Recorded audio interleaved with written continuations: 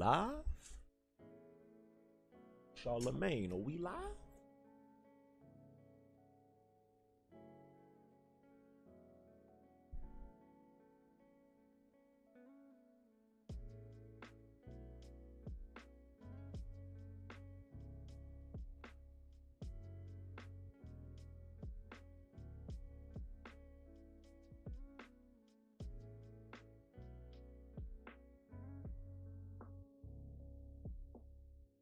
Hard to believe that Mint.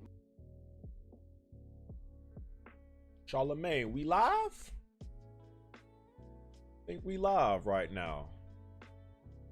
I do think we live right about now. Going on Chitty Chat. What's going on my YouTube peeps? Hope you guys are having a good day today. Hope everybody had a good Thursday. Shaw, the last episode was that's a good ass question. I'm supposed to be doing this junk up monthly. The last one was 2 months ago. 2 months ago. I could post a link to the first one if you want that. I could definitely do that. Yeah, this is supposed to be like a monthly. I'm trying to do it like once a month or maybe twice a month, but see what it turns into. This was the first one. Posted the link in the chat. Yeah, Loco, we looked at it on Discord. I mean, freaking Discord on a Twitch when we were streaming the the state of play that just happened. But again, welcome to this is the second episode of whatever the hell this is going to be. I don't really want to call it a podcast, but you know, again, just like I said in the first episode, I'm gonna just allow this show to grow into whatever it's going to be. I kind of want this show to be something that's, you know, just as much yours as it is mine. So this is the second one. The first one was I think 2 months ago. And that one, though it turned out great, it was, of course, a little unorganized with, like, the call-ins and some topics was, like, spending a little bit too much time on some of the topics. But we'll see what this grows into. So, yeah, welcome. I hope you guys had a good Thursday today. Hope everybody's doing good and all that jazz. Hope you guys had a good day today. How are we all feeling today, chat? How y'all boys feeling today? How was your Thursday today? Hope you had a good day today. Hope you ain't get slaved out of your job today or got a bunch of issues going on in your life right now. Feeling okay, King J? I see you, brother. Annoying as can do too. You here too, huh? What's going on, brother? Was hot as heck, but still kicking.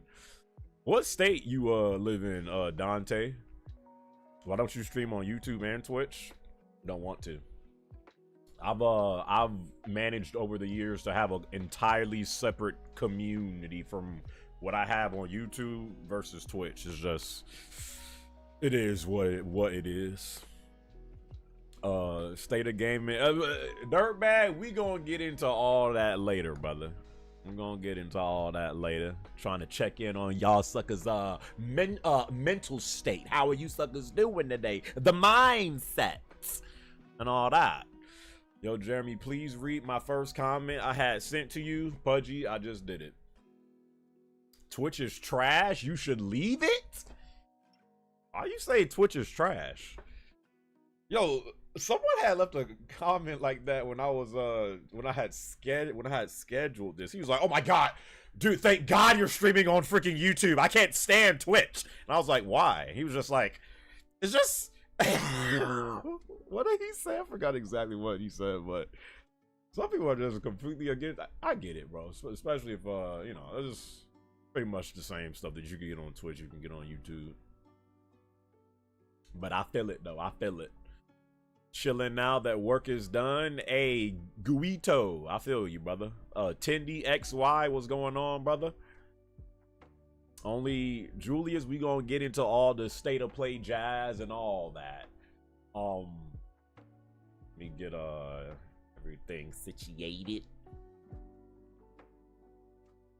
Did you guys work today, or y'all been at home all the day today? What did you do? What did you do? What did you do? What's going on? Still at work? Chris Jones, how you still at work, but you in the stream? How you suckers be doing that? Twitch suckers be on the same type of time.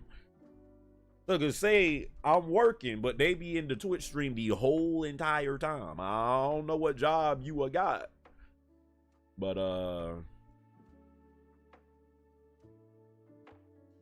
sup gamer, I was just watching your mental state vids. Been feeling down a little lately, man. Hey, Julius Caesar, bro. It's the ups and downs of life, as some say, bro. I was just feeling down a few days ago. It's just what goes with this life that we live, brother. But I'm sure you will stay strong and you will be alright. Why can't I find whatever I'm trying to find on my phone right now? Not you saying quit Twitch. Maybe you should stream on YouTube a little bit more. Well, that's the idea behind this show, Michael, because people was like, yo, you need to stream on a YouTube more. That's kind of the idea why I'm doing this. Carl Ravel says time for a haircut. Hey, Carl Ravel, what do you look like, buddy? Let's just see a picture of your face. Let's see how despicable you look like, pal. Your ass up. 1 a.m. over here? 1 a.m. Where do you live at again? You got to be one of the blokes. My blokes. Yo, I don't know why I can't. What is the freaking setting for that again? Screw it. Yeah, I used to big in supporting your Twitch till it kept freezing every 5. Really? I be having more issues when I'm on YouTube watching streams with like the freezes more so than Twitch, honestly. That never really happened for but I don't know. But yeah, you guys welcome. Hope you guys had a good day today, man. I will be covering all super chats, instant, what's this sucker's name? Instant messenger. I can't even see the rest of your name, but it says, as a brown brother, I demand a Silent Hill. Oh, we gonna get it. We gonna get into Silent Hill 2 later. Don't you worry, my brother. We gonna get into the state of play. But again, man, I'm gonna just let this show evolve into whatever. I don't want it to be primarily these YouTube streams will be. Well, honestly, I don't even know if it's going to be primarily, but yes, we're going to talk about games on this stuff, but sometimes we might be talking about sports. Sometimes we might be talking about like real life stuff. I'm going to allow this show to grow into whatever. But today, y'all see the topics at the right-hand side. Again, for any of these topics that you guys want to be a part of, you see how you can you have to add me as a friend on Discord. It's all at the bottom lower right hand side of your screen. If any of these topics that we're about to talk about interest you, feel free to call in and speak your piece and all that jazz. We're gonna get into the state of play jump that just happened. We're gonna talk about that because Lord, definitely gotta talk about that. Hey, we've been slandering Xbox for months. Like one thing you gonna get on this channel is I'm gonna share that same energy that I be giving Xbox. I'm gonna give that a junk to Sony. We ain't no ponies on this side, despite what some people may think. But yeah, once again, I hope you guys are having a good day. First thing I wanted to talk about is I want to get y'all opinion on you know, stuff that's been going on the channel lately, because I've had people message me saying like, bro, like, I subscribe for gaming. I ain't trying to see all this other stuff, and you know, yeah, I'm still primarily a gaming channel, but you know, after I've been doing content for over 15 freaking years, damn near half my life, essentially. And you know, some people are just here for the games, and if you've been paying attention to the channel lately, I feel like today my channel has more variety than ever before. Like, I'll be talking about games one day, the next day I'll be talking about e-bikes, the next day I'll be talking about basketball, next day I've been doing wrestling content this year, been doing some of the stuff with it in the music world when freaking Kendrick freaking laid out Drake on the freaking canvas. So I do realize this year this channel has like had a lot of different content, and I want to know y'all opinion as far as from a viewer perspective. Is it too much for you guys? If you subscribe just for gaming, do you feel like the way I'm doing stuff on my channel like right now is a little too much? Do you just care about the gaming stuff? Do you know, do you just want gaming, or do you want, like, you know, and to have all that other stuff on like a separate channel, or do you like the variety that my channel has right now? I'm only saying this because I've had people say to me over, honestly, the past 1 or 2 years, like, yo, you should make a second channel and do, you know, this stuff and this stuff. And not that I'm against making a second channel, but I've even been thinking about changing my name on YouTube. Like, I've been TheGamer2323 forever, and again, I'm always gonna cover gaming, but you know, I am in a place right now, and I feel like not just me, but a lot of other people, we're in a place right now to where the state of gaming right now is not as exciting and as interesting as it used to be, and because of that, it's tough sometimes to just make gaming content 24/7. I'm 32 now.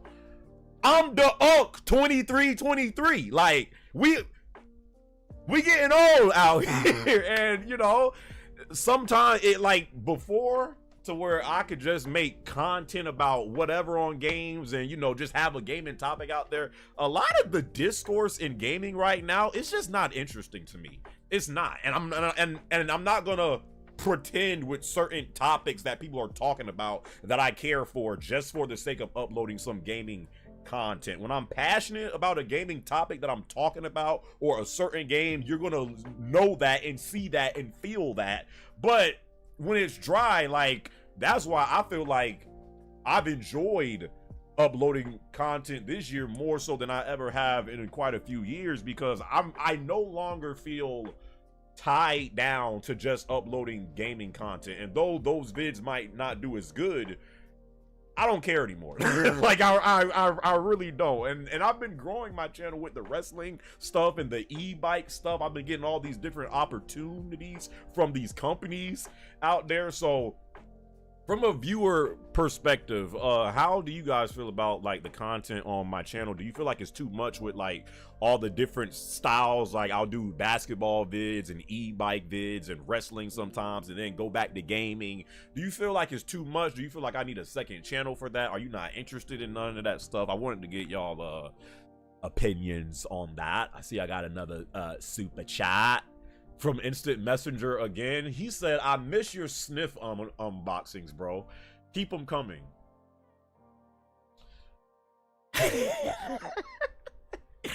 I really don't care. I'm mostly here for the Twitch.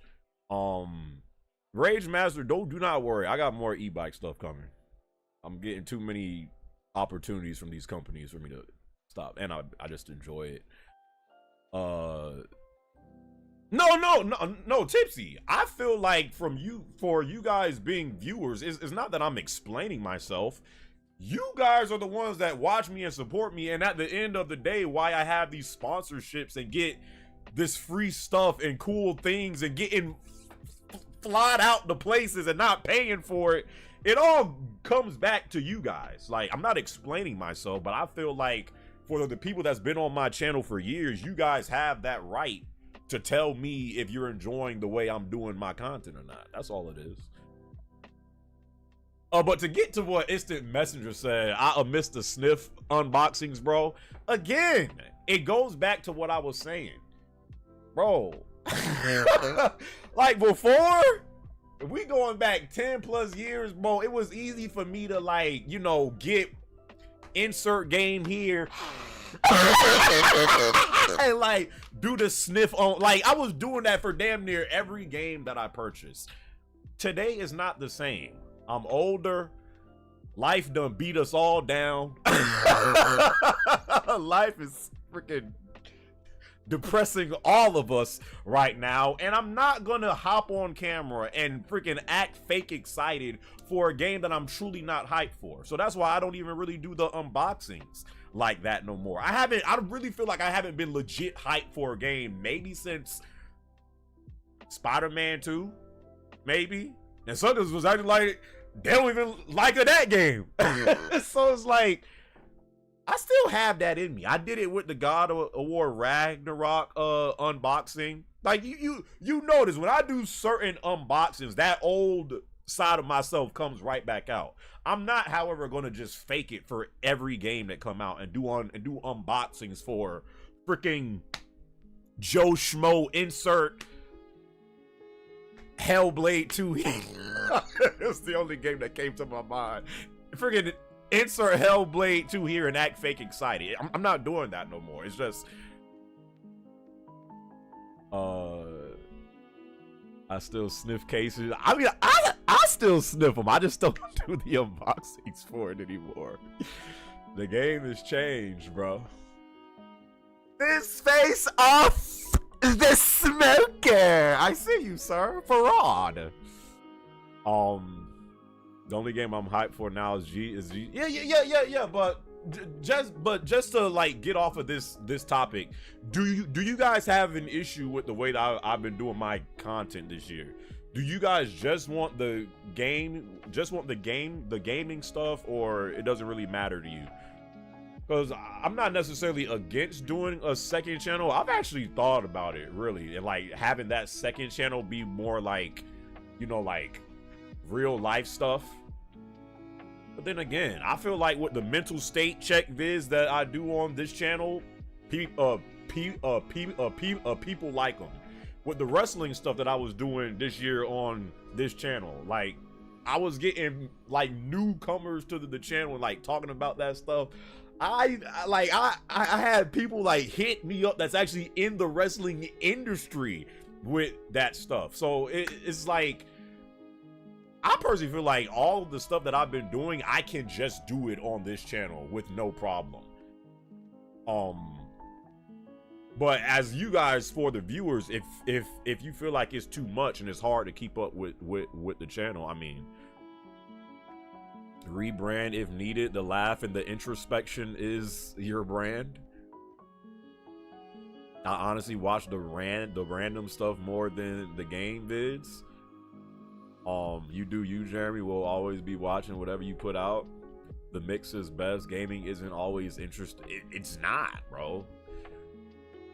Like, if I was just primarily gaming right now, like just still uploading stuff about gaming, I have no idea how I could like upload daily, because it's like, again, the gaming discourse that's been going on this year especially, I feel like gaming discourse and what people have been talking about on social media has been the worst it ever has been. I might have to do a separate vid on that. I'm liking what I'm doing right now, but you know, there are a lot of people that, you know, when they want to upload other stuff that's not, you know, primarily what they do, they get a second channel. And then sometimes when I like upload like off topic stuff, because the algorithm works so like weird now, like you can upload something and then it'll affect your next upload if it does bad. So I just wanted to get y'all perspective of it. But I'm saying that you probably one of the only YouTube channels that can cover things I wouldn't watch and make interesting. You are the content. Damn the.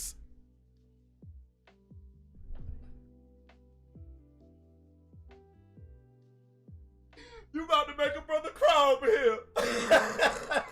That boy said, you are the content. Damn the subject, sucker. Well, damn, what's your name?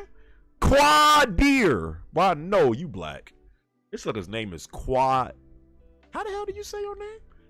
Quad Deer Price? Yeah, you black. You either black or something. Hey, but I appreciate that comment, my brother. Asmongold does a bunch of random videos and it works. You can have an easily continue. Well, it's funny you say that, Chill Tunes, because I was actually looking at his channel and I like how he like uploads like Twitch clips to. Well, he got a, but he again he has I think a second channel for that though. But I get what you're saying. Saki, no comment.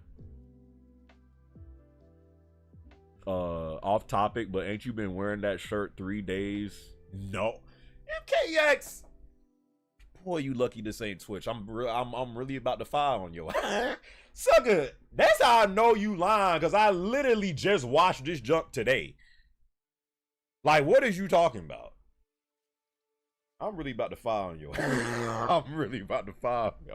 But okay, so thank you guys for your insight with that topic. MKX dog, up yours, buddy. I really appreciate I just wanted to know what y'all perspective was on that, because you know, as you guys being the viewers, I do take y'all opinions to heart, you know. Second thing I wanted to, well, okay, we do a state of play games. Okay, we can do a state of play.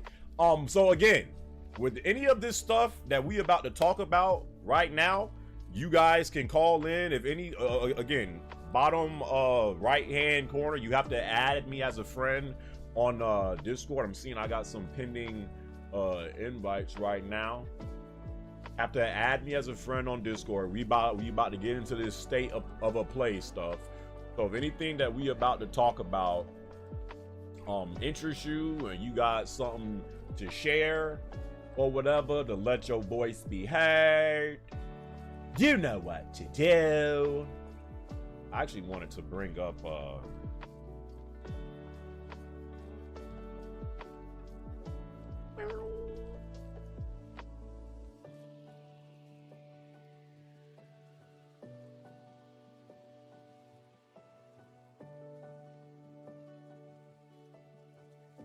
bro, I watch anything you. Hey, Gee Famous, what's going on, brother? What's going on with you, glad brother? What's going on, bro? So yes, state of freaking play. Let me turn off the music for this. State of play. Twitch peeps, y'all know I just finished streaming that stuff, and all the stuff that we just saw. Well, the stuff that they had to show off there. YouTube chat, what did you guys think about the state of play today? If you watched it, did you enjoy it? Rate it out of a 10. Again, I had zero expectations for this thing. I feel like these ponies that be coming out here every single state of play, and these suckers be expecting, like, dog, I literally had people saying, oh, we gonna get the RE9 trailer. Yo, we getting that Spider-Man 2 DLC. Yo, they might be doing a Resistance remake. Yo, they might be bringing back SOCOM. And I'm just like, what's that meme with the freaking fish store is like, how many times we have to keep teaching you this lesson, old man? How many times are you ponies gonna hype up these state of plays only to be let down? Like, I just don't get it. I don't know if it's because these suckers just keep on thinking Sony got something hidden and like they like ready to shock the bruh. Those days of Sony doing that is over. Sony ain't had a amazing, like, just freaking wipe the freaking floor and blow the shoes off my feetses type of showcase event, whatever, I feel like since 2016. So the fact that in 2024, you still got these Sony stands out here thinking that Sony is about to just drop the ball and like change the damn landscape of the industry, like you're setting yourself up for disappointment. So me not having no expectations for this state of play, I gave it a 4 out of 10. Like I wasn't disappointed at all. Really, it was kind of what I expected. It was kind of what I expected because I didn't expect much. Let me get into some of the stuff that they showed. Oh my god. So they start this event with Concord. Let's watch this junk together just in case you guys have not seen it, because I know some of you guys said y'all just getting home from a work. If you missed state of play, allow me, let me put this up here so I can still see the chat. If y'all missed state of play, allow me to show you the first thing that they showed to kickstart this event. This was the very, and you now keep in mind, state of plays are not long. They're on average like 25 to like 30 minutes.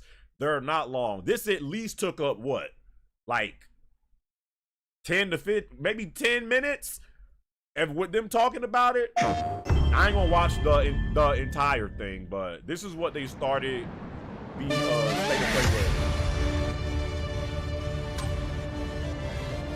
And some of my viewers was like talking about this game before that. I never even knew about this game or heard about it.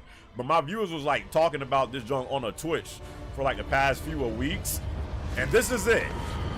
This is Concord, so it's really not gameplay. It's like a cinematic trailer. But this is supposed to be, you know, a PlayStation 5 exclusive. I think it's supposed to be on PC as well. It wasn't the plan. It was a spontaneous, creative decision made after years of careful research. Being really old and almost dying a bunch doesn't count as research. Almost dying is the best way to learn how not to die. I'm actually listening to the dialogue, but I was not listening during the Twitch stream. How much longer for the upload? 2 more minutes. Hey, start time. At all. I have hot sauce. You'll like it. Trust me. No. Do not trust him. But yeah, so it's the kooky dialogue, just going, saying jokes and quips. This off your hands. What? This? Funny.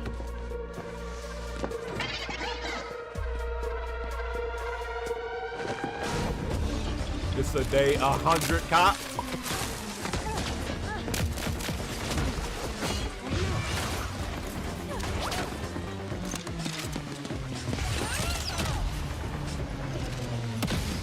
So the demo for you. Meet at the rendezvous point. Wait, what? Where's the rendezvous? I didn't It was definitely giving me like Destiny meets like Overwatch and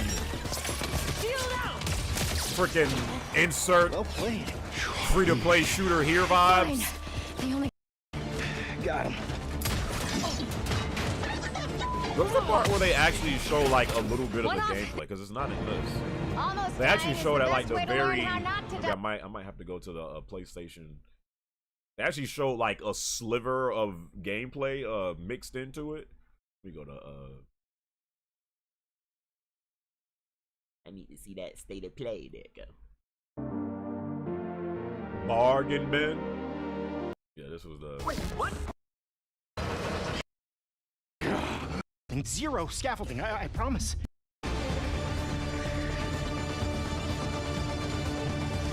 The finals. Concord. I haven't been hearing about that game neither lately. Shooter set in the vibrant sci-fi universe of the Concord Galaxy. In Concord, from the moment you log on, you are part of the crew of the North Star, a group of guns for hire known in our galaxy as free gunners. Free gunners are those lucky enough to be free to roam the stars. They take high-stake jobs on worlds across wild space, where they face other fiercely competitive free gunner crews. Here's the very first look at the gameplay of Concord. Free gunning. It's hard work, but it's our work, and we don't take it for granted. Being a free gunner means, well, you're free. Right on target. Yeah, you better run. Free gunners have a shot at making something of themselves, a chance to be someone. All right.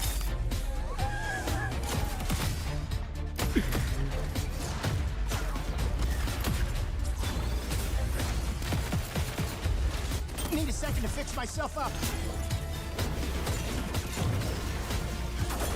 Why you look like that? I will. I'm just watching. I'm trying to get all my thoughts together while I watch anyone's game. You won't survive on your own. Target blinded. Finally, to battle. So yeah, I mean, this was like the little bit of gameplay that they showed for Concord. I think this is supposed to. This comes out this year, right? To do the job. I'll clear the way. Got to. I know they said that they was gonna have like a beta soon. We've got Concord's global launch. Yeah, so the beta is in July of 2024. Global launch PC on August launches August 23rd. Now this is what I was saying, and I was saying this on a Twitch. YouTube chat. I want to know what y'all think. I had said, yo, I was watching this thing, and I was like, yo, why does it seem like every shooter now that comes out has a free to play model about it, and every single time you always have these heroes that got perks and all these crazy freaking powers. They all got the same like color palette to it. Like not to crap on this game before we even get a chance to play it, if we freaking play it, but this game literally looks like Overwatch, Destiny, Apex, Finals, X Defiant that just came back out. Like, what happened to just the traditional, just simple, good, high quality multiplayer shooter? Like, do those not exist no more, that don't got some gimmick about the game and some hero that can do this, or this hero can do that, and like you need to have certain roles for like each team? Like, what just happened to the traditional simple shooter, like back in the days of Gears of War? The traditional shooter back in the days of SOCOM, back in the days of Prime Call of Duty, Battlefield, Halo. Like, it seems like every shooter, like, no joke, maybe with even Rainbow Six Siege, like, still has like the different operators and the things that they can do. Like, do y'all feel like games like that is just outdated and that's why they're not doing it no more? Because it's like every shooter that comes out now has to have like that same thing. And that's why I feel like shooters in 2024 are more in the dirt than they ever have been. These shooting games today cannot keep my attention longer than 2 weeks.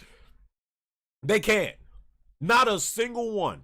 If I literally had a gun pointed to my head and I could only play one, I probably would just go back to Apex. But I don't even really like that. I really don't. What do y'all think? They just going with the trends. It died with the PS3 and Xbox 360 generation. We need Titanfall 3 and all. Titanfall 3 is not happening because of how successful Apex is. Literally, a person that works at Respawn and is one of my viewers told me that. That's why Titanfall 3 is not happening, because they're busy with Apex. Just make Titanfall and Quake. Honestly, it's over. Fortnite took over everything. So yeah, what do you guys feel about Concord? Is this something that you would be interested in? I'm gonna take a few call-ins right now. Hell Dive, I see you. Rolex, that's a call. I'm gonna call Kingdom.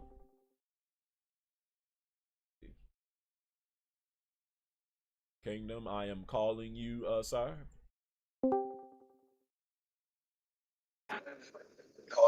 Rolex. What's up? I don't think I've ever heard your voice before. No, I talked like one time. Whoa, wait. Hey, fix your mic. You kind of sound like you got like an echo or something. I don't know. Oh. You sound good now? Not really. I really.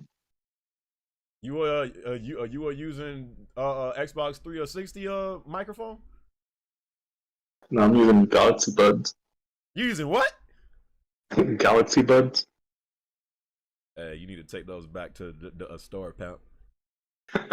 Use your phone or something.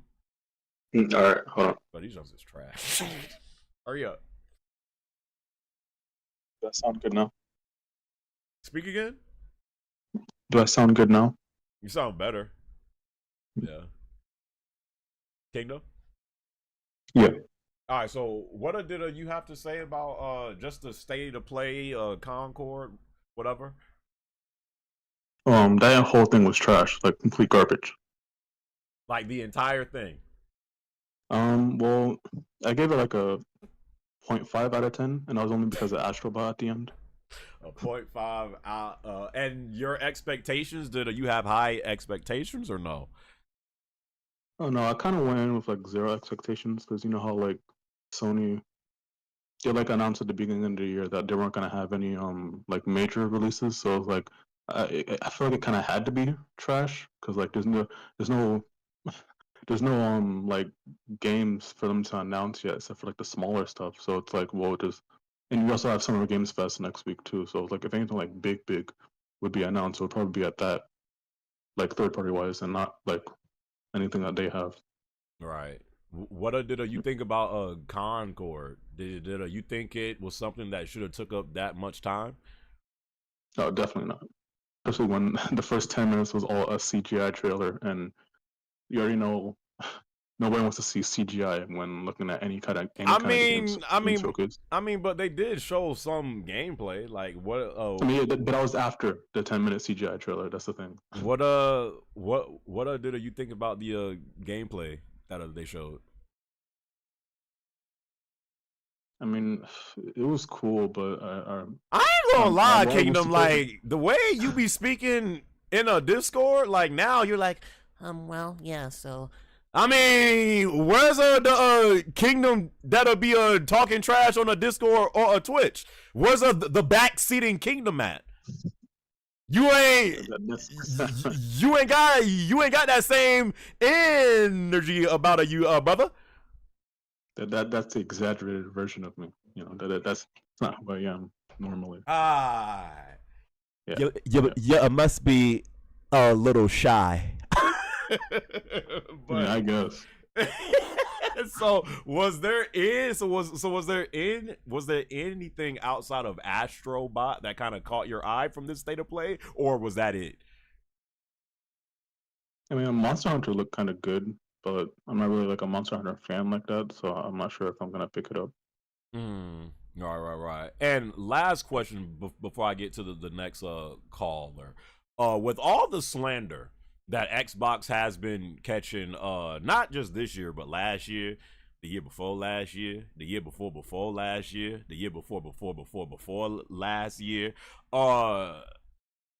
do you feel like people are giving in? Do you feel like people, especially Sony stands out there, are giving Sony the same treatment that, you know, they've been giving Xbox? And I mean, let's be honest, it's not like Sony has been killing it.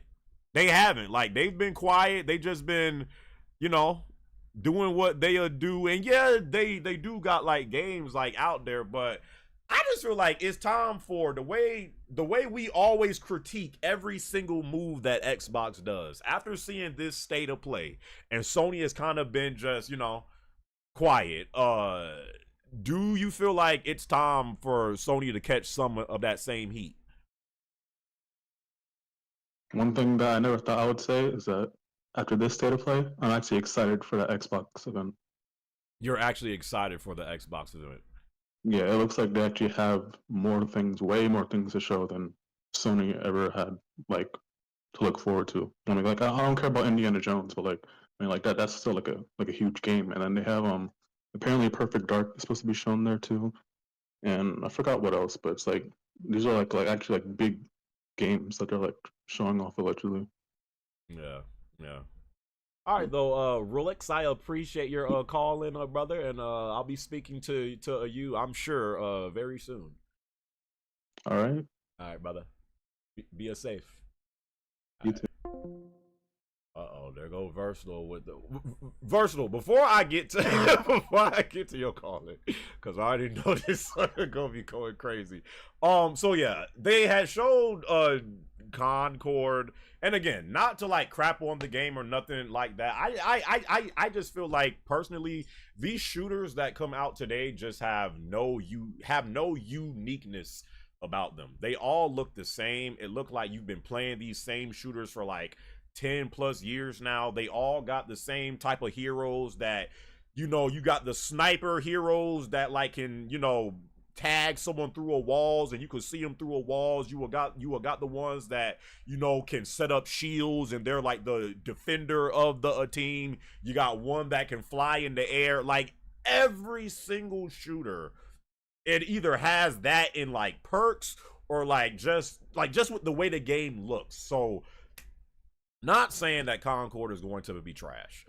I might play the beta, maybe. But I was just, it was just wild how much time they spent on this for it really to not really amount to really anything like that for me personally. 2024. The very next thing that they showed, guess what's coming to PC?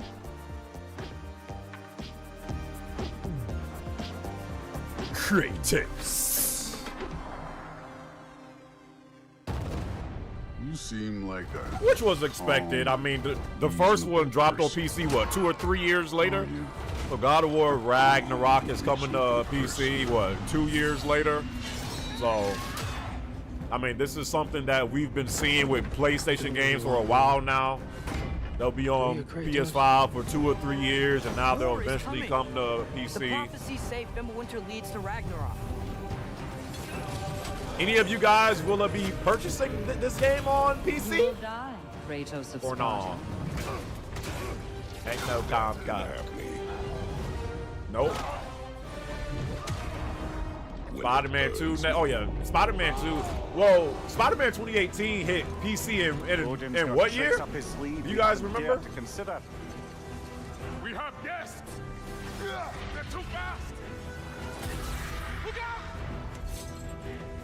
PC's all you need. The master waiting race. Fate only binds you if you let it. Do what is necessary. 22, I think. Not because it is written.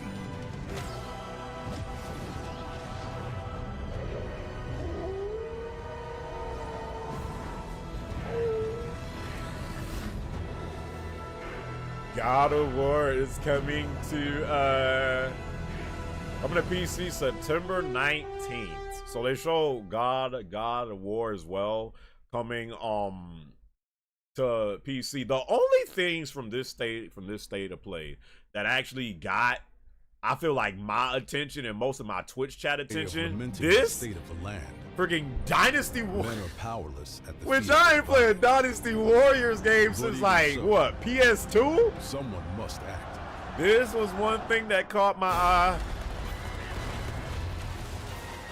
Freaking, not saying I'm gonna buy this game, but it was one of the better things that they showed.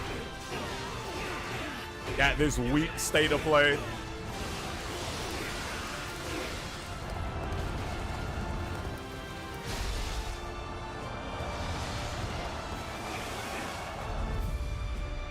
Oh, TK, no, hold up. We gonna get to that, brother.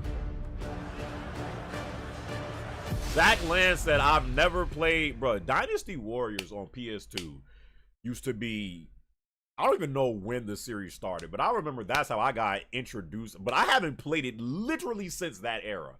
I've heard the games since then haven't really been all that special, most trash. But when I saw this, I was like, oh snap, this is Dynasty Warriors. Not saying I'm gonna get it, but it was one of the better games I feel like that was showed at this state of play. Then they get into showing a bunch of VR games. I mean, I'm not even going to, you know, show that. They showed this stuff for like Archer and Kingdom. What else? Oh yeah, I wanted to show one. the show. Actually, this was something that caught my eye too, kind of. Ballad of whatever this junk is called. Shall not fall into your treacherous hands. Behemoth is gonna be goated. This had actually caught my eye a little bit too. Grand dust of forgotten miracles. Rain fire from above. It looks like a over-the-shoulder, like better version of Elden Ring. Like if From Software could make like good. Let me stop trolling. Remember, no matter what happens, we did not betray this Buck for you didn't hear nothing, buddy. Well, yeah, Ballad of Antara. I thought this was, you know, nothing like, oh, I gotta get this, but it was something that caught my eye. Oh yeah, this is when they show a bunch of VR games. By the way, let me ask y'all this question as well, because I asked this on a Twitch. Is there anybody that actually care about VR games? Who in here bought a PlayStation VR 2 and like actually plays it like not every day, but often? I just feel like every time VR is shown, it's just like I have no interest in literally for years now. When I ask someone, yo, what's something that like I should play on VR? You know what they say? They've been saying the same game for the past like 10 years, it seemed like. Oh, you gotta play RE7. It's a great VR game. Outside of that, I don't be hearing nothing else. Who cares about VR? Never been interested in VR. I care, but I don't have a PlayStation VR 2. Lost interest in PlayStation VR 2 when they said it's not backwards compatible. I'm a heavy VR user, but you need to be on PC and Quest. PlayStation VR 2 is cooked. Yeah, it's just, and again, if you enjoy VR, that's fine. I just personally feel like when they have these PlayStation showcases or PlayStation state of plays, it just seems like most people, when like you be in these chats, when this section comes up, it don't matter whose chat you're in, you always see people react the same way. Here we go with VR games, and it's just like, I mean, they keep on showing it. I don't know how successful the PlayStation VR 2 has been. I don't know how many units of those that they have sold, but PlayStation VR, every single time I see this junk, it's just like, alright, bro. Let's get to the next thing. So yeah, they showed a bunch of VR games. Marvel Rivals, again, another game that looks like, you know, we're getting back into the stuff with Concord and Overwatch and Destiny and the Finals and Defiant. This looks like another Overwatch game meets Marvel characters. Like Marvel characters in Overwatch game. I seen they had a beta for this not too long ago, and I was seeing some gameplay for it. Stronger together. No Half-Life. I love this.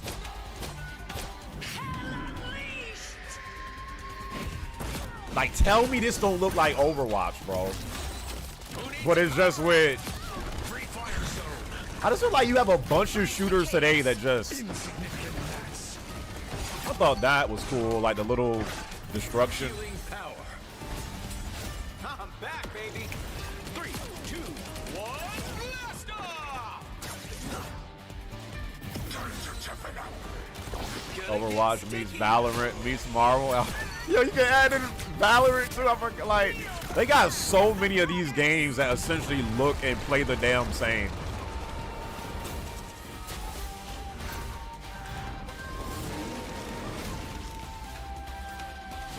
Still getting Overwatch clones bar for bar. Like, right, like, if anything, this junk should have came out like in the peak days of when Overwatch had like real hype behind it. I feel like this junk is like too little too late. Like, I'm not saying that some people won't play it, but on the what else did it? Oh yeah, Instant Messenger wanted to see some. Oh yeah, before I get to that though, they also did. We're getting a Until Dawn remake. You can't hide from me, Michael. This was one of the rumors that's been going on these past few months, and it looks like it's real. Until Dawn is getting remade. Did any of you guys like Until Dawn? I personally don't know really who asked for this, but I mean, we're getting it. Out there. Never played the original? You ain't missed out on much, bro.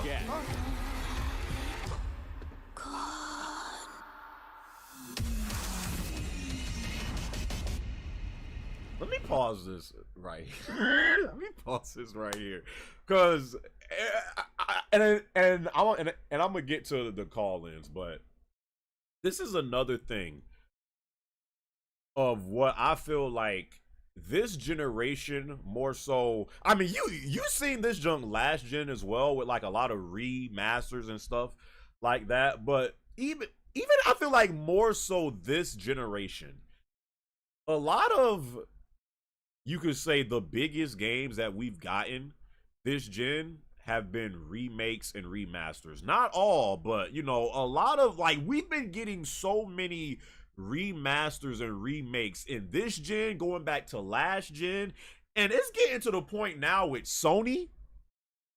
It's like, bro, we're getting this. Word on the streets is we getting a Horizon Zero Dawn remake. Again, I don't know who asked for that, but seem like we getting it. And it's like, bro, we've been in this gen for what? Like going on 4 to 5 years now. And it's like we're still getting in a time to where people are like looking for the next, you know, game from Sony, the next exclusive from Sony. We're getting stuff like this. And it's like, it'd be different if like this is a remake for like something that people are like actually asking for, like something like a SOCOM remake or a Bloodborne PS5 enhancement that suckers been asking for literally since like I feel like the past 5 years now.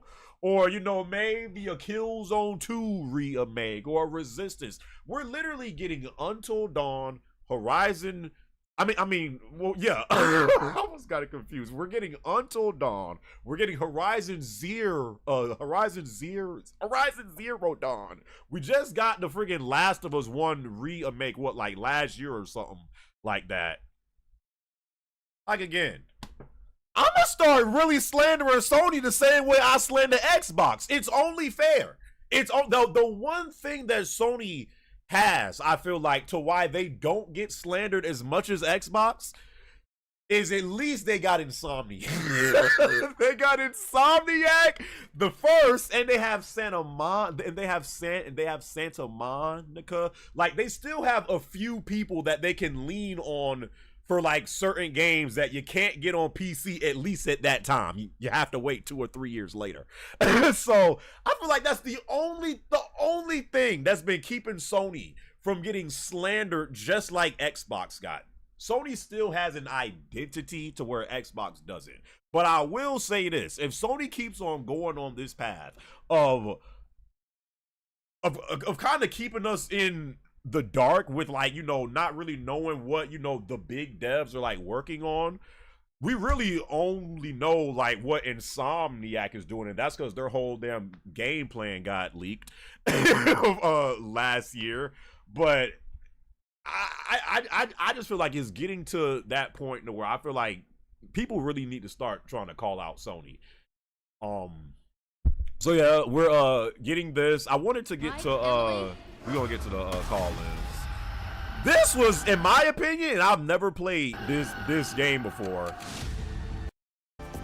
Path of Exile. This might have been the best game from State of Play for me. I've never even played this game before. But I was looking at this junk, and I had made a joke saying, man, this is like a better version of Baldur's Gate 3. But I was trolling at the time. But the more and more I like watched it, I was like, oh, this show actually looks good. Oh yeah, the screen is off, my bad. Once our protectors have turned on us. And now they come for me.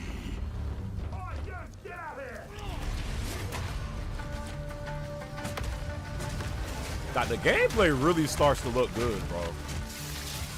Once it like, and this ain't even my style of game. I don't really play games like these at all. This might have been the second or first best game that I saw at State of Play. I must be the one to face this nightmare. No noose this time. I'll remove your head myself! But I need not do it alone.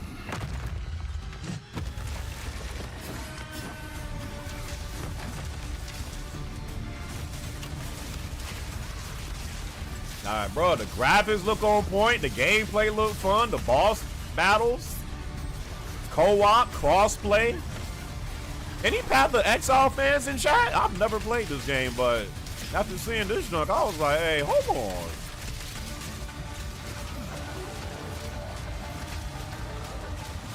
Me?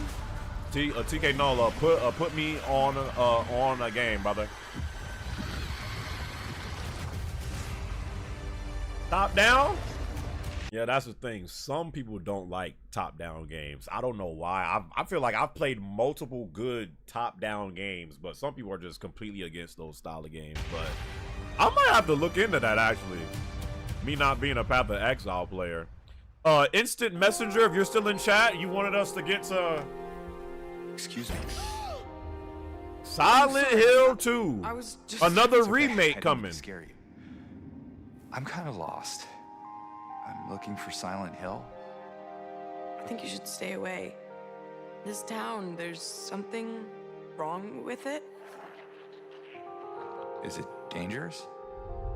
Maybe. I'll be careful. I'm not lying. I guess I don't really care if it's dangerous or not.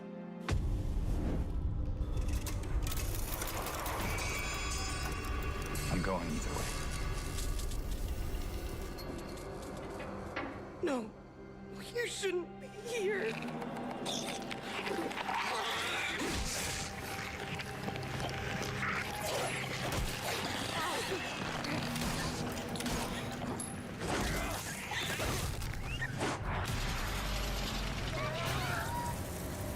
Yo, I gotta fall. I'm sorry. It's just crazy because I literally have been hearing for years how Silent Hill 2 is like this, like the greatest horror game of all time. This is what I've been hearing for years, how this junk like made horror games, is like a icon back in the days of when this game came out. This has been 2 times now to where they've shown gameplay in this junk. And I'm like, bro, horror where? Not saying it's bad or nothing like that, but as I'm seeing this game, I'm not impressed by this at all. Like, both from the graphics department, I promise. the gameplay department. I'll be good, please.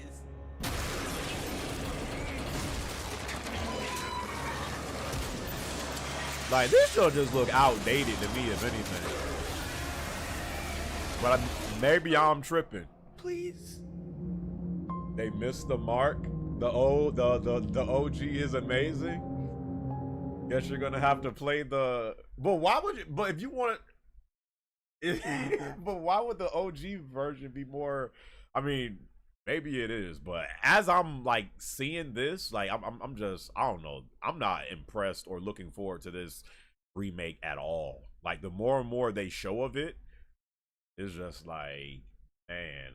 But let's get to the callers. I seen Versatile wanted to call you, brother.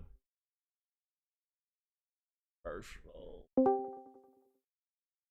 Moon, but I'll answer. Hey, can you mute the screen, Versatile? Okay, I got you. Let me say this. Bruh, why it's so many remakes that I don't even care about. I didn't care about none of the Resident Evil remakes, Final Fantasy. I didn't care about. You ain't buy Silent Hill. None of the RE remakes? None. Let me say this. Like And I think they were looking at a study and they were seeing why gamers go to play games that's 10 years older. So what I think the formula is now is that we see more players playing games that's 10 years or older. So now we're gonna do remakes that games that came out 10 years or older, right? Or 12 years, whatever, however long it was. I'm just tired of the same repeat. Like when I look at the game Concord, I'm like, I'm thinking it's gonna be like a traditional, first person shooter. I'm like, bro, yeah, we ain't been new. getting no traditional first person shooters in years. Gaming. Let me ask you this, right? Gaming always been better. Like overall, the industry was always been better overall when it had a great console traditional FPS shooter. You could say Halo. You could say COD. These are facts. Battlefield. These are facts. Remember games like we need games like Area 51. Remember that game back then, Area 51? I don't. What? I don't actually. I mean, I remember stuff like Unreal Tournament, how that used to be like big back in the day, and Halo, like you said, and years. So like Medal of Honor. Never, like for the past 5 years, just like me and you like the same me. Well, you old. I'm 31. You 32, right? Sucker, you just said it's like. So bro, mute my stream. I'm like I'm hearing me like speak through.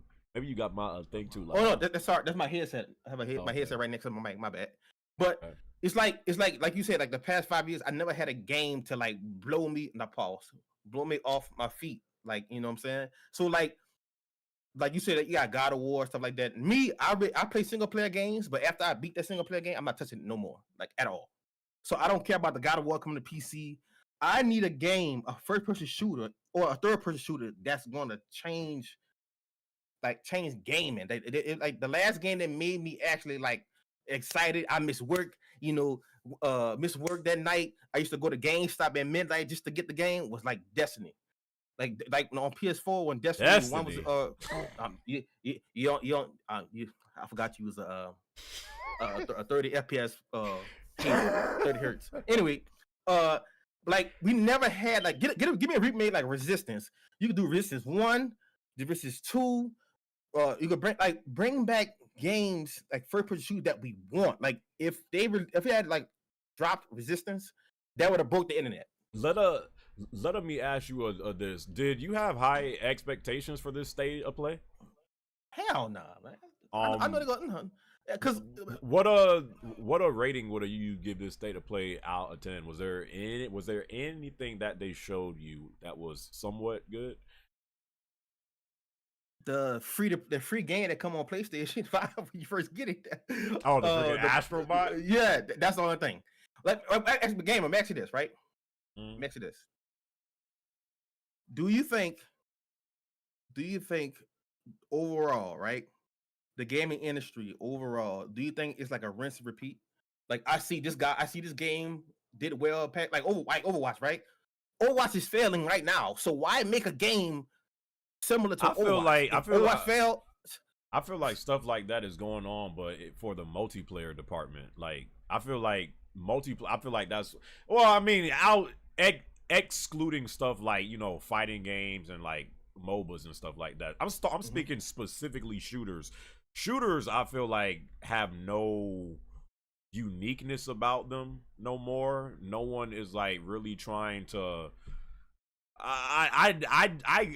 And not to like put all this on like Fortnite, but ever since Fortnite blew up and like changed gaming and like made all this money, and then you had something like Battlegrounds before that, PUBG, to where these suckers was in like the game was in early access for freaking years, and they still had made like what $20-something million. Those two games, when they were at their absolute peak and prime, I feel like damaged multiplayer games, and we're still seeing that today because now you have a bunch of devs that I feel like they're thinking about how can we put these games out to make the most the most cash first, and how can we actually make it a good game second.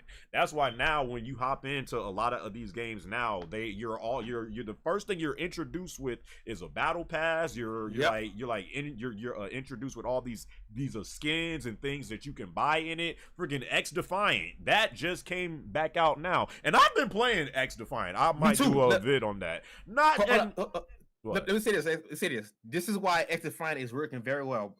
It's a live service, but you don't have to pay to win. You don't have to. You don't even need the battle pass to have a good time, right? I got 32 hours in it.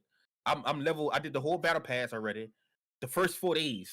You bought the battle pass? It's like $10. I bought the battle pass. It was like $10, but I bought it because I just want to like see what they got good camos. They got good stuff you could get. But mention this, right?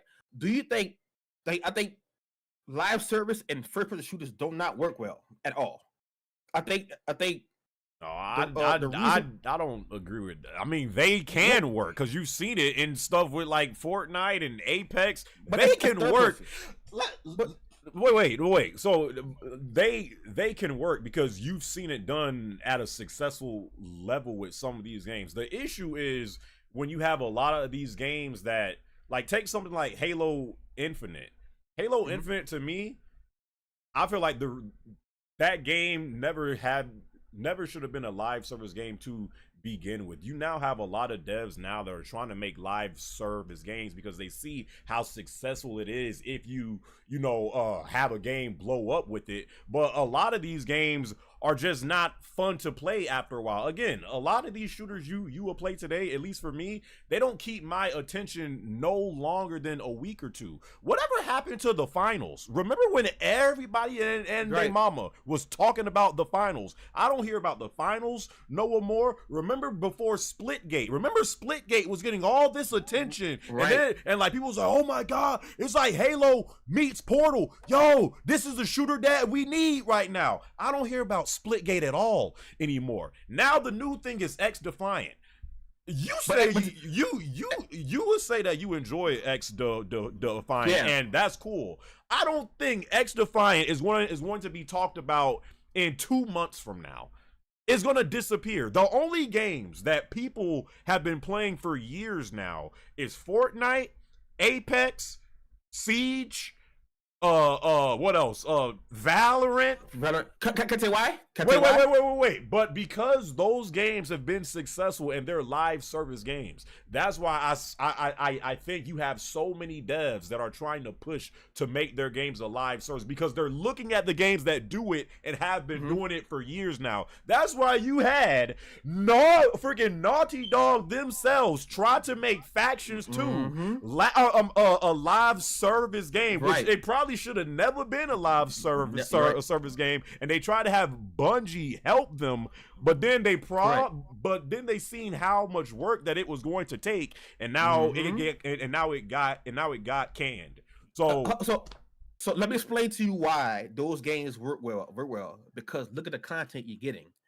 Like Halo, the problem with Halo is a good shooter. I put this on everything I love. The problem was the first month they didn't have no content. You buy a battle pass to get a shoulder pad, a knee pad. Well, people was liking that at first, but I don't. Wait. I don't want to get like too deep into this topic because this is like heading into like a rant of like FPS games. I just wanted your I guess your take from like the state of play that we just witnessed and how you feel about Sony and like the future of what they got to show. We have the Summer Games Fest that's going to happen, I think, next week.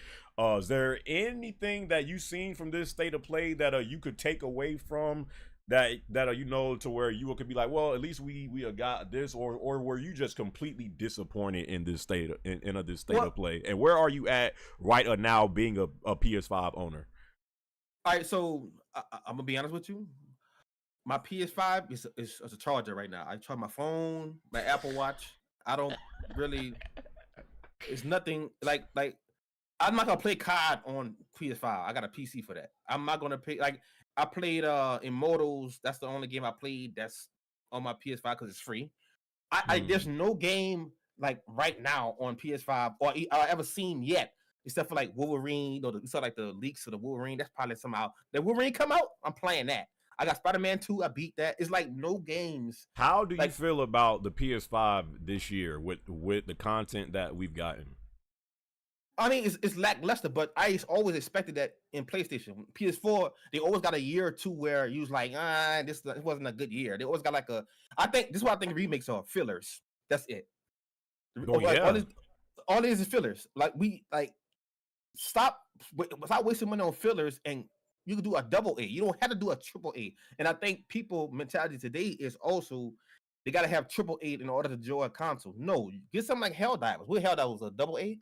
Helldivers broke the internet because it was something very different from every game that came out. Yeah. And it had their own. They was doing their own thing. Like I'd rather what's that game you played with the astronaut lady, the chick? Returnal. Yes, if it come out with a different Returnal or another game like that, I'll be fine with that. But don't give me a remake for something. First of all, that Silent Hill 2, if you look at the gameplay, that mother look jittery. It didn't look smooth. 30 FPS. My mother was like 10 FPS. You ever seen it? You ever see the live stream? And people like, oh, it's a stream. No, it's the gameplay. Because I feel like they rushed it because people attention span people were really looking forward to Silent Hill 2. That was trash. Like you said, how is that a horror game? That's like something like a old PC game, like an old all right, Versal. It was trash. Okay, short answer. It was trash. Thank you for your call, Versal. I have to get to the next caller, brother. It's trash. Okay. If you don't cut this man off, he can go on because he had called in on the last one. Moon Bullet, I seen you was calling. I'm gonna call you, and then Bunkle, I'll get to you.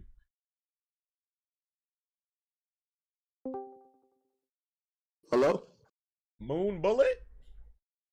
TheGamer2323, aka the Demon. Hey, it's good to hear your voice and to see you on YouTube, man. Hey, what's going on, brother? Hope you had a good day today, sir. Yes, sir. All right, so thoughts of did you watch the state of play today from Sony? Yes. Did you have high expectations, and also what would you rate it out of 10? And yeah, just your thoughts from the state of play today. Truthfully, I'd rate it a 4 out of 10.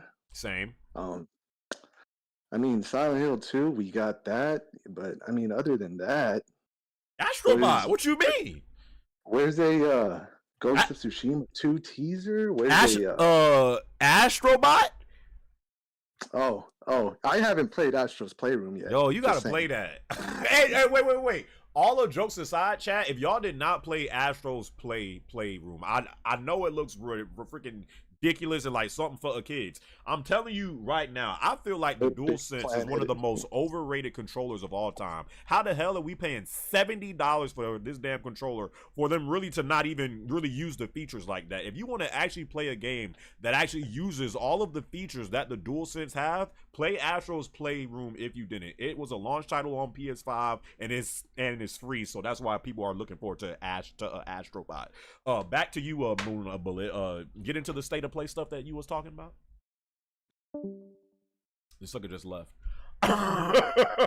Maybe he lost connection or something. What happened, brother? Facts. Sony. No one sponsor. I'm just saying. I've been feeling like this for a while now. This goes back to the PS3 controller when they had the 6-axis. I've always felt like going from the PS3 era to PS4 era to now with the PS5 era, these suckers be putting features in their controllers, and then with their big games, they don't even utilize them. And I know that that's the devs, fault if they want to actually implement these features, but these controllers cost $70 now. And remember, before the PS5 came out, we was talking about the haptics and the adaptive triggers and all that stuff. No game out there on PS5 uses those features the way that Astro's Playroom does. So that's why people are excited for Astrobot. Moon Bullet, I see you return back to the call. Yes. Sorry. It's all right, brother. So yeah, thoughts of the state of play?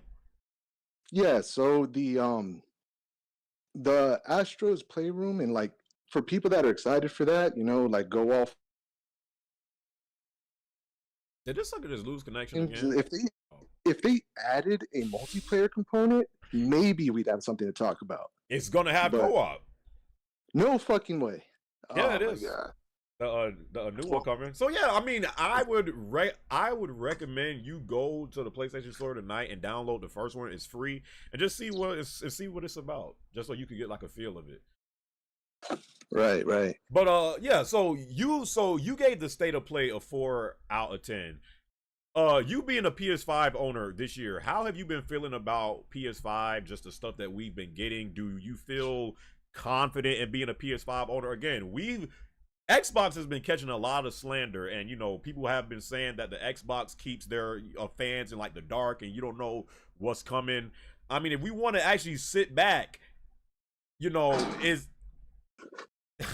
if we actually want to sit back, it's not like we know like a lot of things that like Sony has like coming. Like people are looking forward to Ghost of Tsushima 2 being revealed. We know about the stuff from Insomniac because they got leaked. But as far as like with Santa Monica, we don't know what their next game is going to be. Naughty Dog, like we don't know what their next game is going to be. I hope it's not Last of Us 3 or a freaking PS5 remake of Last of Us 2. Like what like how do you feel as a PS5 owner in 2024, with the stuff that we've been getting so far from Sony this year? So right off the bat, Stellar Blade is a phenomenal game. 9 out of 10, and Shift Up needs way more praise than they do, because 9 out of 10. 9 out of 10, because not only did they add a boss rush mode. Wait. Hold on, I'm telling you. Wait. Take the cheeks and the titties out of it. Is it still a 9 out of 10 game? Oh God. Be honest. Yes. Okay, go ahead. And on top of that, like. I'm hearing your callers just keep yelling for these multiplayer experiences and what can we do, and just belly aching. But to be honest, I think they're just looking the wrong way, because Stellar Blade came out and it's a success for I believe a AA game. It's a success. So as a Sony fan, it makes a lot more sense to support that game to let them know what we want. Or am I crazy? Well, and I see what you're saying. I mean, I have to get back into Stellar Blade because honestly, that story is trash. That's why. Okay, wait. So how could you say the story is trash, but you give it a 9 out of 10, and it's only a single player game only? That's my only complaint. It's story. It'd be a 10 out of 10, but it's a watered down retelling of Nier Automata's story.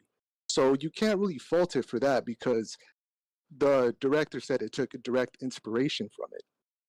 I just need you to explain to me how a single player game only that only takes like 5 hours to beat, if that. You said the story is trash. The characters are also bland in the game, but yet you gave it a 9 out of 10. That sounds worse than my Watch Dogs review when I gave Watch Dogs a 9 out of 10, sir. That Watch Dogs review lives rent free in your head, boy. I'm just saying, if you said the story is trash, how is Stellar Blade a 9 out of 10? I'm just saying. Truthfully, I have no gripes with your Watch Dogs review. Like, I've been a viewer for a long time, so I knew how you reviewed things back then. But to explain, well, it ties back into what we're talking about. Gaming, what gaming is, why we play them, for that punch, that bombastic action that we got from the PS2 and PS3 era. I mean, PS2 yes. and PS3 era. So, like, if we have a quality of that game, Stellar Blade, why can't we give that much more praise than now that we're just complaining about, another multiplayer game, another beat 'em up? Like, let's give credit where credit's due. So as a PS5 owner, it's looking promising. I understand what you're saying, but I don't feel like people have been discrediting that. I feel like a lot of people have acknowledged that single player games have been the best experience that you can get in gaming for years now. Like the rise of single player games in the past 5 to 10 years has long overtaken what we get in the multiplayer game, department now. Like a lot of the game of the years that's been winning have all been single player we have From based Software games. to thank for that. We have From Software to thank for that. But there's enough but the flip side to that is going back to those eras that you were saying with the PS2 era and the PS3 era, you had variety. It wasn't just like single player games only and you didn't have the multiplayer games.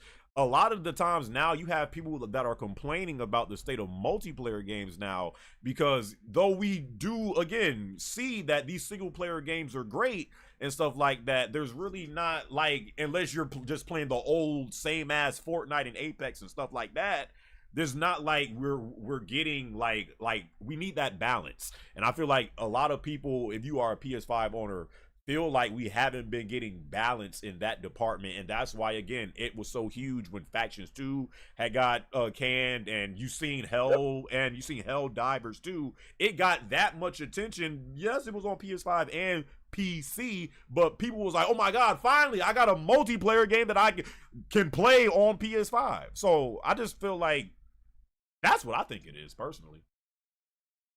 Yeah, I see where you're going with we need more balance with single player and multiplayer. But after hearing about Factions 2, like, any hope I had for Sony as a multiplayer lead is just gone. They have to rely on someone else. They can't do it. Yeah, feel you, bro. Feel you. Any last thoughts on state of play, or any question you got to ask before I get to the next caller, brother? Right. How do you feel as a PS5 owner? And will you return a Stellar Blade? Yeah. The only reason why I left a Stellar Blade is because I was playing a Cyberpunk. I just recently beat the main game for that and the DLC. I'll be doing a review for that later. And I got recently into Lies of P. So I was playing those two games, and it kind of took me away from Stellar Blade. Again, the Stellar Blade story and the stuff that's going on. I mean, again, it's nice to look at Eve's cheeks and titties, but that gets old. I don't even really feel like the gameplay is like all that great or nothing like that. The one thing I'll say about Stellar Blade that is really good is the music. I love the music in that game, but that's the only reason why I haven't really been. I got like 15 hours into it, but I'm gonna get back into it. And how I feel as a PS5 owner, I definitely feel like I'm not as passionate of being a fan of Sony as I used to be. Like, though, again, the one thing why I feel like I'll always stick to PlayStation is like you always know that they got at least something coming. Like, still, when you buy a PlayStation, you would know that you can look forward to a God of War game or a Spider-Man game or this or that. Like, they still got something with it. This year, I'm not really, like, how can I say this? I have been disappointed with, just as far as with I just feel like there's really no excitement when it comes to being a PlayStation fan these days. But again, not every single year can be like that. Like, I feel like you have a lot of gamers that like act like even back in the day, like every single year was just a banger and we was getting this game and that game it's never been like that. You're gonna have off years to where it's like, man, there's really nothing out here. So I kind of just look at it as one of those years. It's gonna lead me into getting into, gaming in 2024, and how people think that this is one of the worst years in gaming ever, and this is like the worst gen ever. But yeah, I mean, as far as that's really how I feel. I just feel like this is just one of those years to where it's kind of slowed down. We just had Spider-Man 2 last year. You know, we had Stellar Blade this year. We had God of War Ragnarok the year before that year. It's not like we haven't been getting nothing. It's just been like, you know, very like one game here and one game there and one game here. So Yep. yeah. But I appreciate the call in, Moon Bullet, and I hope you have a good rest of your night, brother. Of course. All right, You too. Bye bye. All right, peace. Let me get to Jerry. I seen Jerry was trying to call in. Jerry, you're already waiting for me, sir. Hey, what's going on? You annoying black bastard. Hey, mute my stream. All right, wait, hang on. All right. You annoying little black. I can't stand your ass. Talking now, Jerry. Speak up. You got all that trash talk to talk on a Twitch, right? Speak up now, sucker. What's up? I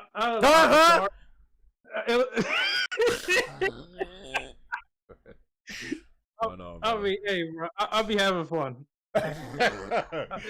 All right, so Jerry, state of play today. Did it meet your expectations? What would you rate state of play? How do you feel like currently as a PS5 owner in 2024? I think I'd give that shit a 2 out of 10. To be honest with you. I feel you. I didn't really have that much expectations. To be honest, I didn't either. I really don't know how people still walk into state of plays with like high. If this was a show, if this was a PlayStation showcase, that's different. A state of play, y'all know I don't even really care about streaming state of plays. I'm surprised that I streamed it today. But at the same time, that's shit that they should be posting on like blog posts. Like I don't know why they putting stuff like that on live streams. Like. Yeah. Come on now. I mean, it's tough though, cause like, aren't we the same gamers that complain about we ain't got no showcases no more, cause cause E3 ain't around and we ain't got nothing to watch no more. So then when we do get us something to watch and it's not what we want, you know what? That's why I feel like E3 eventually stopped. Suckers would always be like, bro, we ain't got nothing to watch. So they try to do a E3 or they try to do a PlayStation experience. And then when they go and it's not really like nothing there, suckers be like, man, why they show this? They should have showed this. So I feel like it's like in that, like they can't really win. It's like unless you got something that's completely fire to show, definitely not. Like people are gonna be complaining like regardless. But how do you feel about the state of play and just like how do you feel like as a PS5 owner in 2024 currently? I'm kind of let down, to be honest with you. This whole gen, to be honest with you. Why? Some of the games have been okay. I was let down by Spider-Man 2, to be honest with you. Why? Because you had wait. Why? Because you had to play with a Mary Jane for like 20. That had nothing to do with her. For like 20 minutes. The story just felt so rushed. Like, yeah. And seeing the Insomniac leaks, I later found out why. But yeah. Because Sony was trying to rush the game out the door, and which I understand why, but yeah, you get a half-baked product then in the end. So there was nothing from this state of play that caught your eye. No. But you gave it a 2 out of 10, right? That Astro play that game looks good, but Concord, sir. I don't give a shit about that. The Until Dawn remake? I'll buy that if it's cheap. Though I'll say that Marvel Overwatch game, I think that shit gonna be DOA in like a month. I seen people playing the beta for it, and I was watching. I mean, it don't look. I don't know. Again, it just It don't look terrible, but it's like it's nothing groundbreaking either. Like it's Overwatch. Like this would have been big like 7 years ago. And plus that the Marvel brand is like in the shitter right now. If it's not like X-Men or Spider-Man or Guardians, like ain't nobody like hopping on Marvel like that. Right. So, and this is one question that I want to ask you and the chat as well. Do you guys, I mean, because Sony and their devs, they are working on stuff. Do you feel like they're just not showing us, you know, these big banger titles that we want to see because they're not ready to be shown right now? But we know that, you know, Sucker Punch is most likely working on Ghost of Tsushima sequel. We know that Santa Monica is working on something that they got. Who knows what Neil is working on?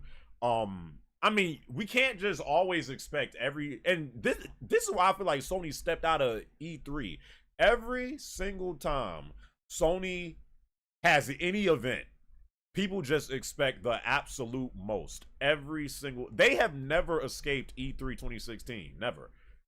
That jump was so good. It literally set a standard for Sony of what we want from them every time they have something to show off. So when these state of plays happen or when these showcases happen, and it's not like whatever, like the fact people still be thinking like the predictions that I had suckers saying to me, like, I mean, you was in the freaking stream, Jerry.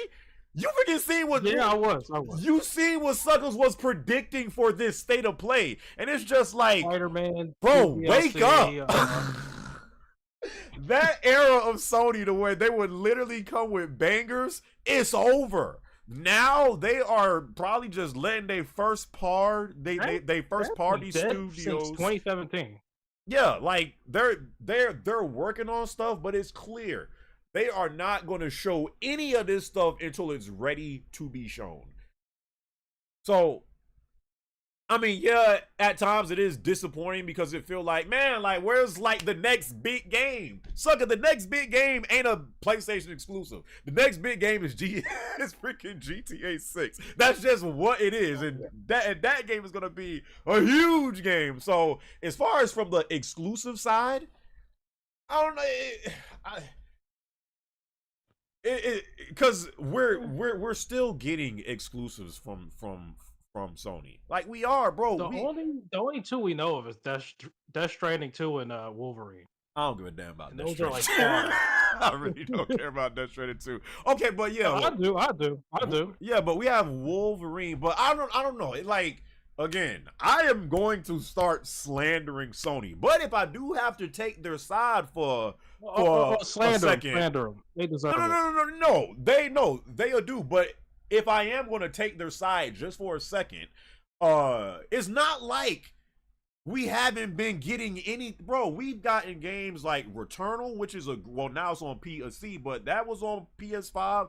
That game was great. We had Rift Apart, freaking Ratchet and Clank, Rift Apart. We've gotten God. Yeah, that's great, but that didn't sell well. So I don't know what's the chances we getting another Ratchet and Clank. Oh, we definitely gonna get it.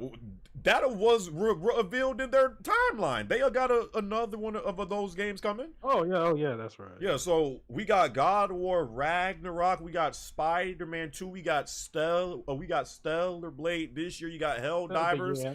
Like, Sony has been dropping stuff. The only thing is, it seems like it's been like one or two games a year, and we're in this era to where people want stuff so fast now. Like, on to the next game. All right, I don't think it's beat that game. Fast.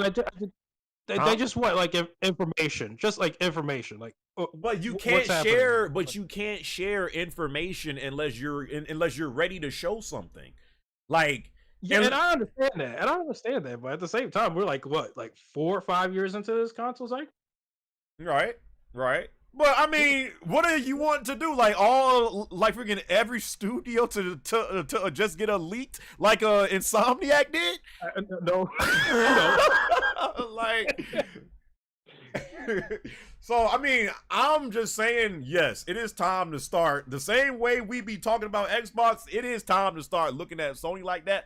But at the same time, they have been providing us with stuff every single year. They have. Now, it might not be a big, blockbuster game that you would have liked, but they have had something for us every single year. But again, I just think that people, they need that next big thing and that next big fix so fast to where it seems like we haven't really been getting nothing and we're just stuck in the dark. That's kind of how I feel. Yeah, I understand that. Yeah. But any last words on state of play tonight, or the upcoming Summer Games Fest next week, or trying to talk trash like you do it to me in the Twitch stream, but then once I get you on the mic, you pussified? Anything to say or share on that? That Silent Hill game looks trash, dog.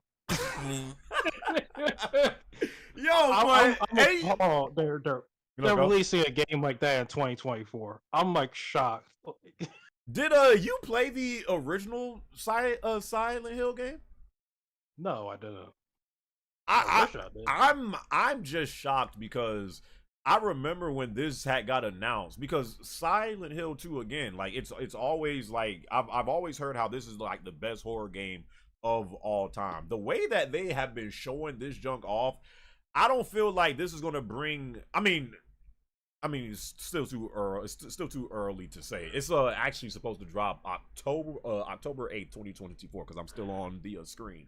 But from what I've been seeing from the past 2 gameplay trailers now, I don't see this being like successful like the RE remakes have been. I feel like this is going to be a game to where, like, if you were a diehard Silent Hill fan, at that point you're gonna buy this game. But I don't see like a lot of newcomers from what we've been seeing in these trailers. Anything from these trailers that's been like, ooh, like, yo, this look interesting. It doesn't. It kind of looks outdated. It just looks like it don't. And they're using the Unreal Engine too, so it's like weird. Like, the game don't look that good. The gameplay hasn't really looked that good neither. I seen someone say like he the main character, I don't even know his name, but like he like looks like a cheap version of a Leon. Freaking RE, like every time they've shown this, I have not been impressed by it at all. So, but yeah, I appreciate the call in, Jerry. I hope you have a good rest of your night, sir. All right, thank you so much for having me. All right, brother. You have a good night too, sir. I gotta get to these. What do you call them on YouTube? Super chats. How long do you check super chats? Okay, I see it because I seen some going on. Mick Pango said 5 to 6 years to make a game. The timeline seems right. Yeah, I mean, again, I just feel like now, like, people just want to see like that next big thing like so soon. Like, bro, we're talking about we're talking about, yo, where's Santa Monica's next game, bro? They just dropped God of War freaking Ragnarok 2 years ago. I remember when Last of Us 2 came out, and like a year or two later, there was like, what's Naughty Dog working on? These games take a while to make. Like, they just can't drop a big game in 1 year and then a year or two later they like show the next big thing. Like, it don't work like that. So I'll see. What are you saying, Mike Tango? Incoherent Rambler with the $10 super chat. Thanks, brother. He said, sucker, we got 3 exclusives so far and projected to have 2 to 3 more coming soon. How is 2024 the worst year? Who said that? I ain't say that. and unless you was talking about one of my callers. But we're gonna get into that later. Thanks, Rambler. Instant Messenger said, bro, Stellar Blade is a futuristic Bible retelling straight out of Genesis. Y'all have no attention span. What? What are you? I don't even know, because I ain't gonna lie. Most times when I'm playing that game, I ain't paying nothing attention to the story at all. I ain't listening to what they are saying. I'm just looking at Eve's parts. So, but thank you for the super chat, brother. Bobby Hacklemeyer, thank you as well. We should get a big showcase for PS5 Pro in fall. Oh yeah, I forgot the PS5 Pro is supposed to, at least said it was going to come out later this year. Incoherent also said 1 or 2 games a year. We literally got 4 games already. What are you smoking? We getting, what's the 4 games that we got this year? Incoherent. Oh, I see what you said, chat. We just got 4 exclusives. Final Fantasy VII Rebirth, Helldivers 2, Rise of Ronin, and Stellar Blade. That's 4 exclusives. Concord is 5, Astrobot is 6. That's true. That's true. I mean, again, just like I said, Sony is still dropping things. They are, but like, unless it's something that like actually like connects with like the masses, people act like they're dropping nothing. People are slandering which is crazy, because I remember like this was a game that people was like waiting for. People are just like freaking shunning Final Fantasy VII Rebirth like it never happened. Like, you know how many people I see slander that game, and though I did my review for it, and though that game is not a masterpiece and it is flawed, it is, but like people act like Rebirth didn't happen. Again, we live in a time to where unless you can still be putting out games, but unless it's like a big game that like connects with the masses, people forget about that junk quick. That's just the era that we live in. We have so many games that come out now and more access to games than we ever have before, that unless a game like comes out and it like freaking changes your freaking life like we're expecting GTA 6 is going to do, unless it's that or like Elden Ring or something, people forget about this stuff. So though, yeah, we did get a Rebirth this year, and Helldivers 2 has been getting a lot of attention. Rise of the Ronin, people have forgotten about that. Most people, not everybody. Most people ain't thinking about that game no more. Stellar Blade, that game is getting a lot of love from some gamers, but it's not like, you know, everybody that has a PS5 is going out and buying that game. That's not the case. But good a point on that Rambler. AES, all of today's nonsense could have been avoided if they would have revealed the remake. I'm not even gonna finish this. AES, you're a great troll, sir. Let me go back to live chat. But yeah, I mean, Incoherent did bring up a great point. With those games that he said, and then Astrobot, and then what else we got coming this year, and then Silent Hill 2 comes out, that's 6 games that will be exclusive on PS5 or on PC that we got this year. Why are people acting like we have gotten nothing? I think is what I was saying before. So again, like, I don't know, man. I feel like gamers today are tougher to please than ever before. And unless you are dropping like a game-changing, like a game-changing like people want to spend $70 on a game now, and if that game don't last them at least like the next 3 to 4 months, it's trash. Like, they just move, like, people will play a game and move on so quickly now. We don't stick with games as long as we used to. Like, remember before, to where you would buy a game and you would just play that game for like a month or two before you moved on to the next game. And now with me being a content creator, it's even tougher to like actually stick and play these games and get your full money's worth from these games, because you always got something dropping now. You do. And then, you know, we're old now. We got, you know, actual responsibilities to, you know, look up to. So people are more strict and harder to please with certain games that they come out. And because we don't have a lot of time, when we do have time, people don't want to use their money and their time playing a game that they don't really enjoy. So it's tough. It's tough. I guess people just want to see their big first party titles. But yeah, so last talk about state of play, yeah, just was this one of the worst state of plays in y'all?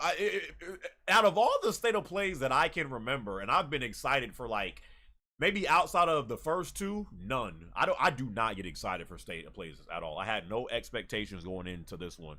But this might be one of the worst state of plays that I can remember having the disprivilege of watching. Like, nah, that's exactly what I expected. Hey Zuri, what's up? I see you. This was the better one for the better one, JD plays. I just feel like if this state of play don't show these ponies, I don't know what is. Y'all need to stop having high expectations for state of plays. This is not what state of plays are for.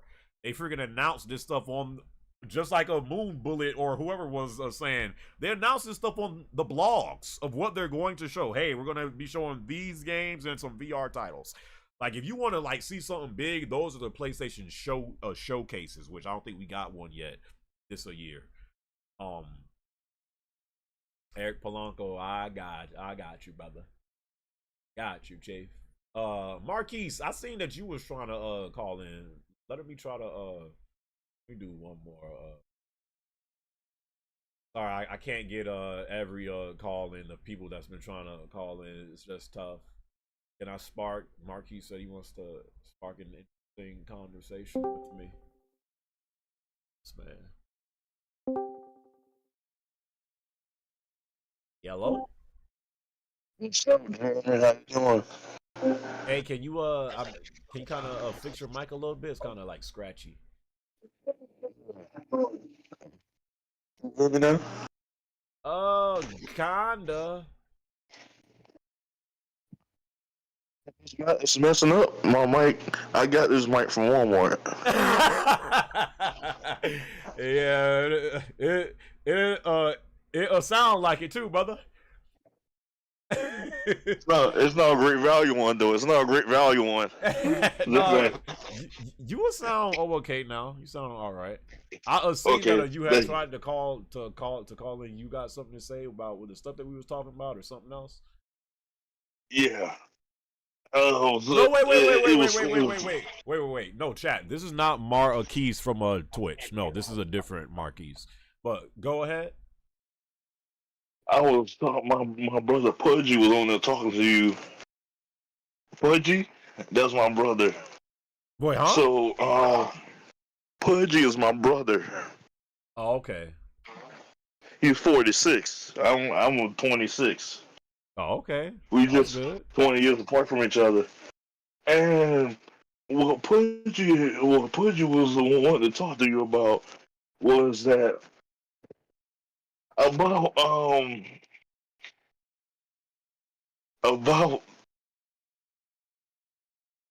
the recent games that have been coming out lately. Like, there's no out there that can put details and incredible insane details in games like Kojima can. That was what he was talking to me about. His name is David. Hey, I'm gonna be honest. I understood like maybe 3 or 4 words you just said. I think your mic is just like too bad. Oh damn! Really? Yeah, I could like barely understand you, bro. Or maybe because I got my ear set to my mouth, my mouthpiece. I was. Do you understand me now? Kinda. Okay, so can you hear me right now? Like I'm not buffering or anything like that. Right now, nah. You good. Okay. Yeah, Pudgy was saying to me that his real name is David, by the way. We both from South Carolina. So, what we were referring to was that there's no other game developer out there that is more like Kojima, and in certain ways like that. Like, there's no other game developer out there that can put as tiny details inside their games like Kojima can.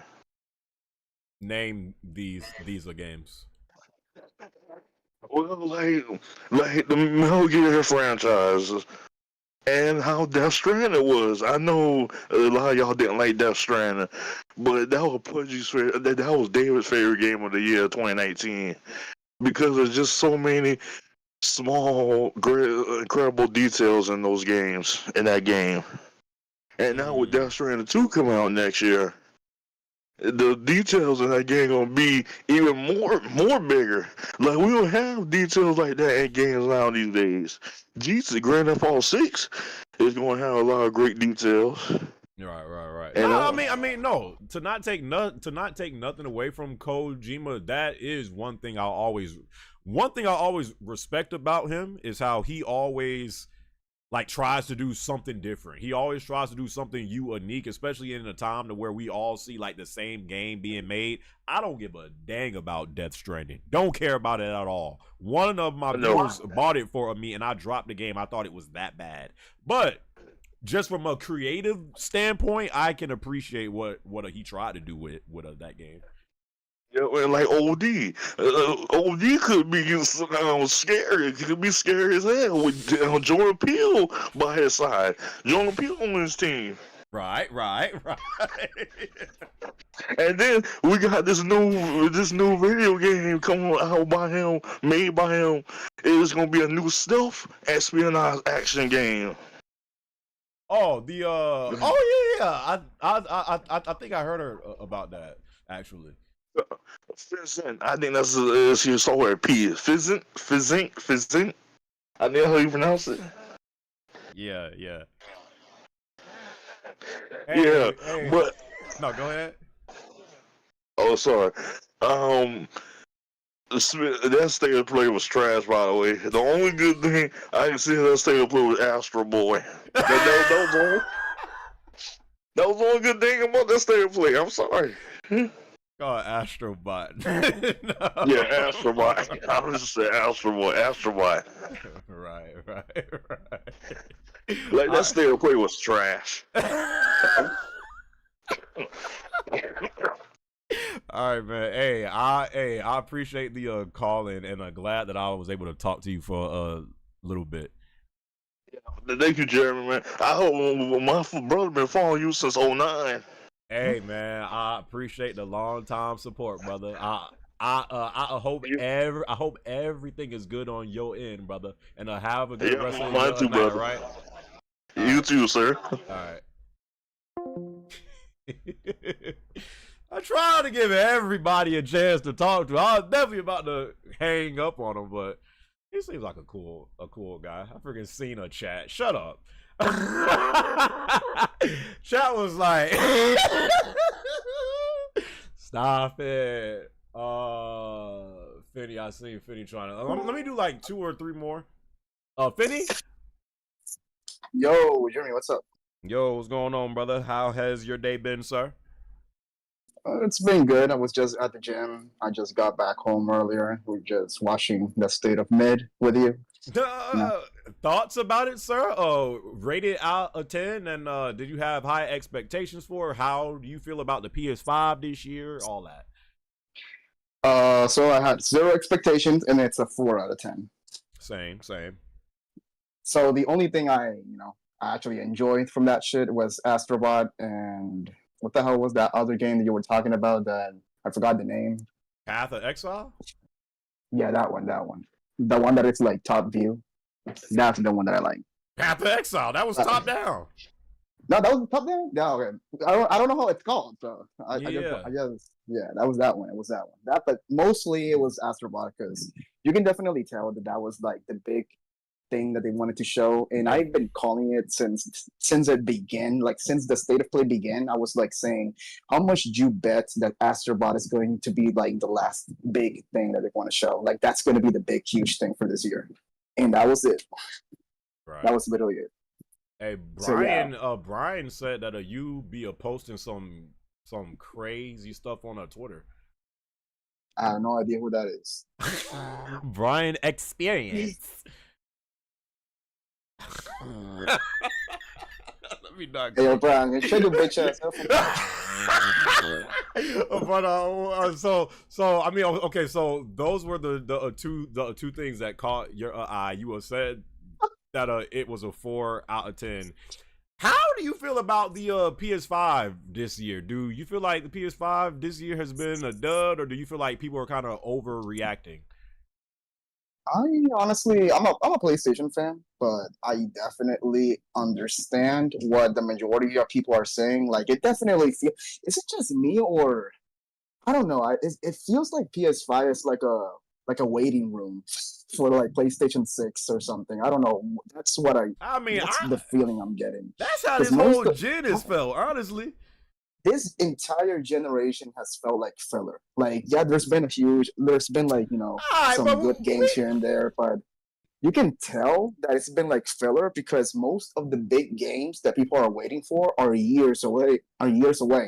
So by the time they're out, it's most likely going to be like, cross-gen. They're going to be like on PS5 and they're going to be on PS6 with a remastered version, So that's what I'm feeling right now, honestly. Let's go into the next thing, gaming in 2024. Let's go into that because I've been hearing this, like, people are acting like, I've seen multiple people say, you know what? Let y'all hear this. Finny, I'll be right back. As soon as State of Play ended, this is what one of my viewers sent me. I know I've been joking when I've been saying this, but I'm thinking it's dead ass. GTA 6 might be my last dance. This gaming shit, man. God damn. And he also sent this. On some real shit. This the worst generation of all time. Somebody need to get shot for that. No bullshit. All time. On some real shit. This the worst generation of all time. Somebody need to get shot for that bullshit they just showed. No bullshit. Like, real talk. What the fuck was that? Yes, that was a cage. Let's go back to Finny. Okay, so yeah, people have been talking about how this generation is just god awful.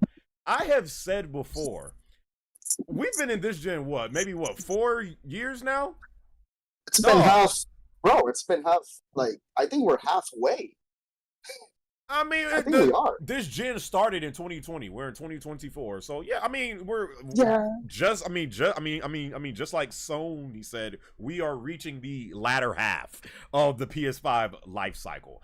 But I don't know if y'all forgot or not, bro. If you go back to in the first 4 years with PS4, what did we have that was so epic that we haven't had this year? We got, so PS4 came out in 2013. We got Uncharted 4 in 2016. So that was 3 years later. What else did we have on PS4?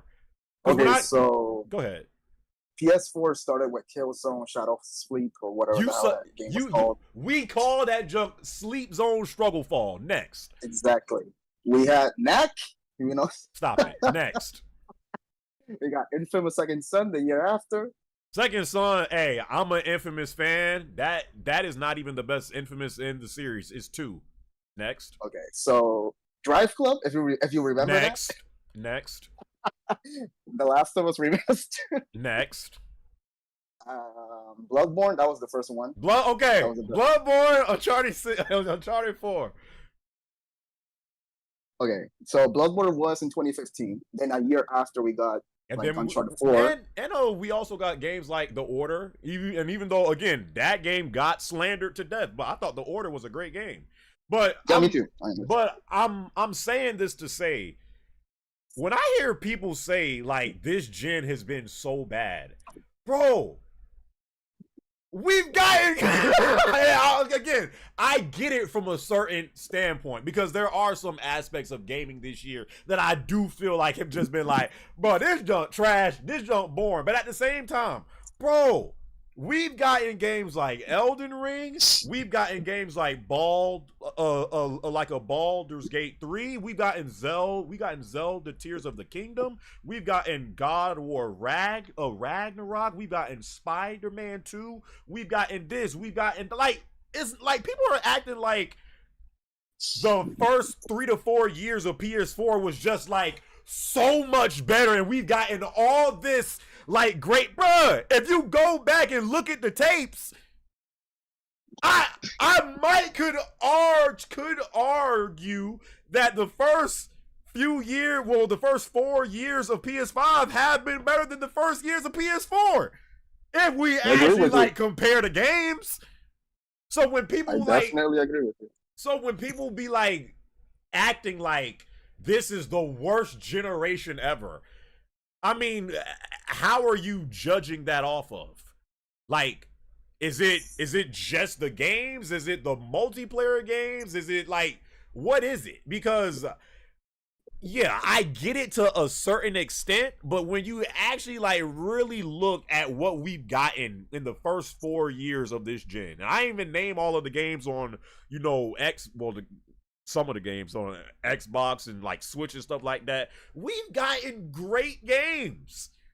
It's just, I don't know if they're not coming as soon as some people want, or people just forgot how the PS4 generation really was. What do you think it is, Finnegan? I feel like it's a mixture of a bunch of things. Number one, I think it's the timing. Like, I feel like this gen started pretty strong, with Demon Souls, Ratchet and Clank, Rift Apart a year after with Return. It started pretty strong. It started better than PS4. But after that, you can tell that after that, it started to like low down a bit. And then it keep lowing down, and then we got Horizon, God of War, and Spider-Man 2. But that was like one game every year. And now since games take longer to make, people are just like very impatient because we're already halfway into this generation. And let's be honest, all of the big games that Sony is working on right now with all of their studios, all those games from each one of their studios, they're going to be their final games for this console. And that's because games take longer to make. And by the time those games come out, they're going to be on PlayStation 6 too. So this is the reason why I think smaller games matter. I feel like this is just me, and let me know what you think, Jeremy. But I feel like I like AAA games. I like big games. But do you think like Sony should just like divide their studios and have one team make a smaller game that takes like every 2 years, and then have another team make a bigger game? Because if they do that, then I feel like it'll be much more better. Because that way we don't have to take like that way the PS5 won't feel dry. I mean, I like. Do y'all? I don't. Do I'm asking you this and like others that like. Do you guys feel like we're not getting like exclusives like frequently on PlayStation? Do you guys? I mean, again, if you look at something like Xbox, even the Xbox has been getting exclusives. It's just no one cares about them or they flop. But it's like, yeah, I think Xbox is worse, honestly. Xbox is definitely worse because Hellblade 2 just recently came out and nobody's talking about that game no more. And what was the game before that? I don't remember the game that came out in Xbox before that. At least with PlayStation, we had Spider-Man 2 last year. Like, so, I don't know.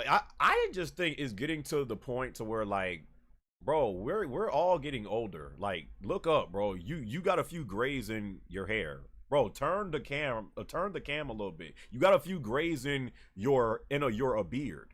Like, I feel like we are chasing like that magical era of the PS2, GameCube, and Xbox, to where it appeared like every month, every single day we had something to play. But we were younger back then. We didn't have like all this other like we just like the world was our oyster. We wasn't stressing a lot. I feel like we are like chasing like that old feeling of what gaming used to feel like as an adult. Like it's just not gonna happen. We are still getting good games, but like in the mix of that, again, because I feel like gamers are like just more tougher to please now. Like it has you feeling like we're not getting like a lot of good games, and we have these dry moments. But that's how it's always been in almost every generation. Every generation has had its dry moments. It just has, every gen. So like when people have 1 year or a few months towards like nothing is going on, you have adults now like lose their minds over it, to where it's like, oh, we ain't getting nothing this year, just a filler. Oh, we waiting for GTA 6. Like they say stuff like that, but it's always been like that. You just didn't notice it as a kid because you was playing other stuff. We've always had. You were easily distracted back then. Like that was it. We have always had times in gaming to where we got like a lot of good exclusives, but then we've had times to where when we don't have exclusives dropping, they fill that in with third party games.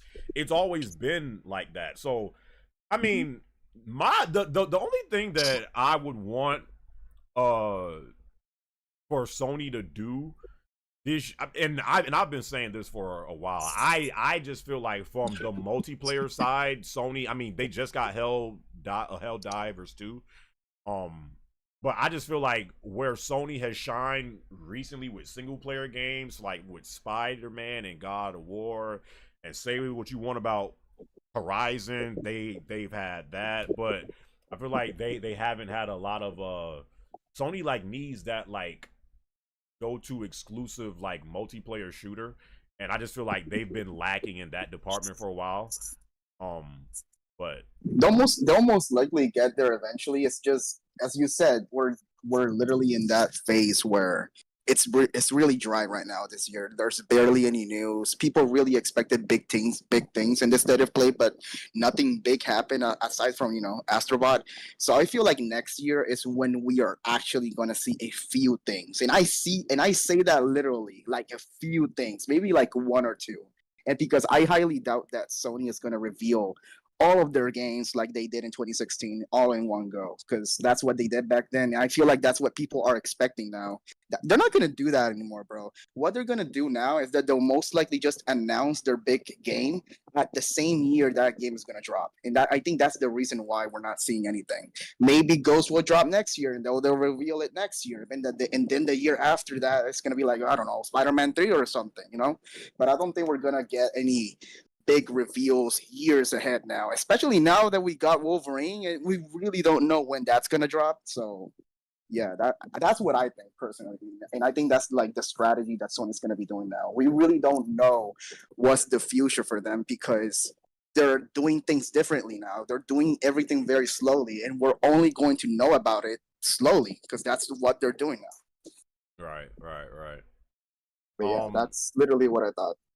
Yeah. So do you feel like this a year has it been like just trash on like all gaming aspects, from Sony to Xbox to like just gaming period? Has it been a trash?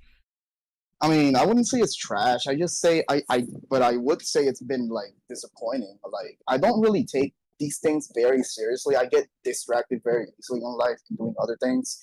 So when a game that interests me comes out, I just play it and then I move on and keep playing it. You know what I mean? But I don't really be exaggerating saying this generation's been garbage. It's just it feels like filler to me right now. Right. All right, yeah, let's look at it. I appreciate your insight, brother, and I hope you have a good rest of your night. Unless you got another question to ask. No, that'll be it. That's literally what I want to talk about. Oh, okay, bro. Have a good night. Okay, All right. Night. All right. So yeah, I mean, just to ask this question to chat for the last time, how do y'all feel about gaming in 2024? Do you guys feel like it's been bad? Do you feel like gaming in the year 2024 has been in the freaking dirt, or do you feel like people are overreacting? 2024 has been good for games. I have games to play.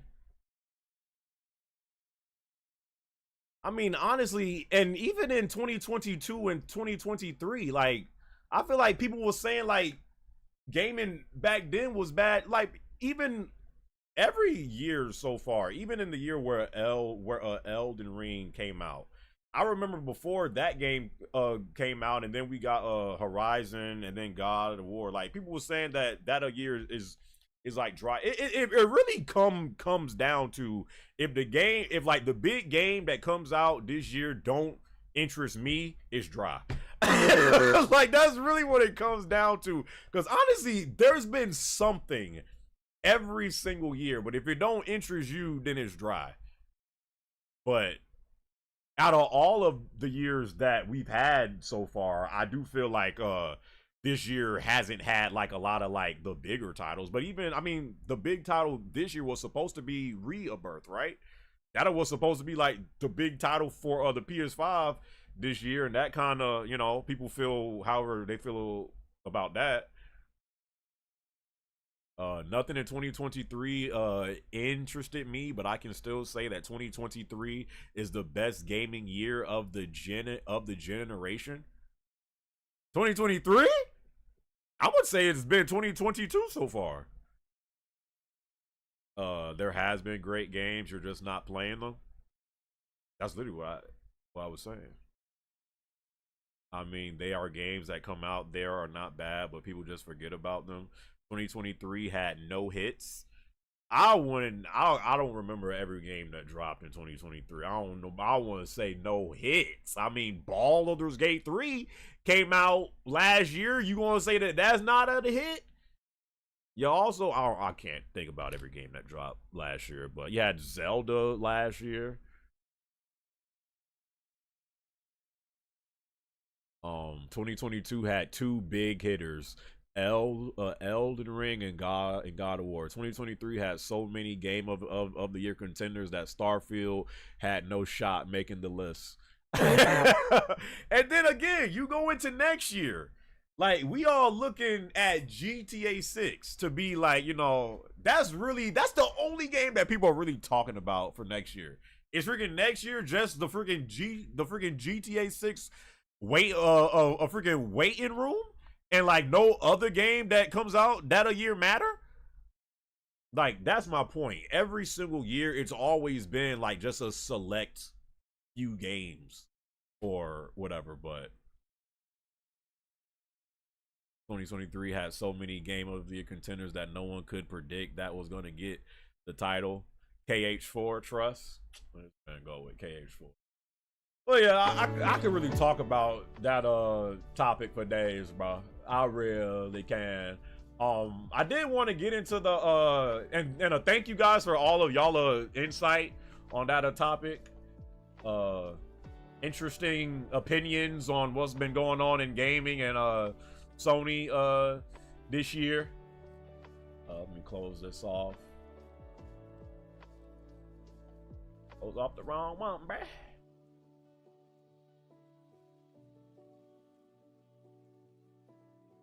Yo, Gabriel, why am I just seeing? Oh no, this is on the old one. I thought that was on something else. Hold up. Bring this.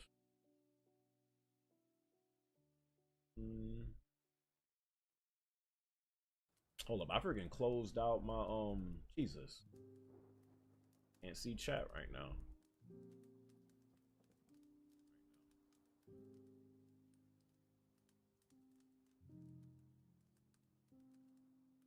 I was on Liza P last night, Noodle. If you was there, you know. That's all I'll say.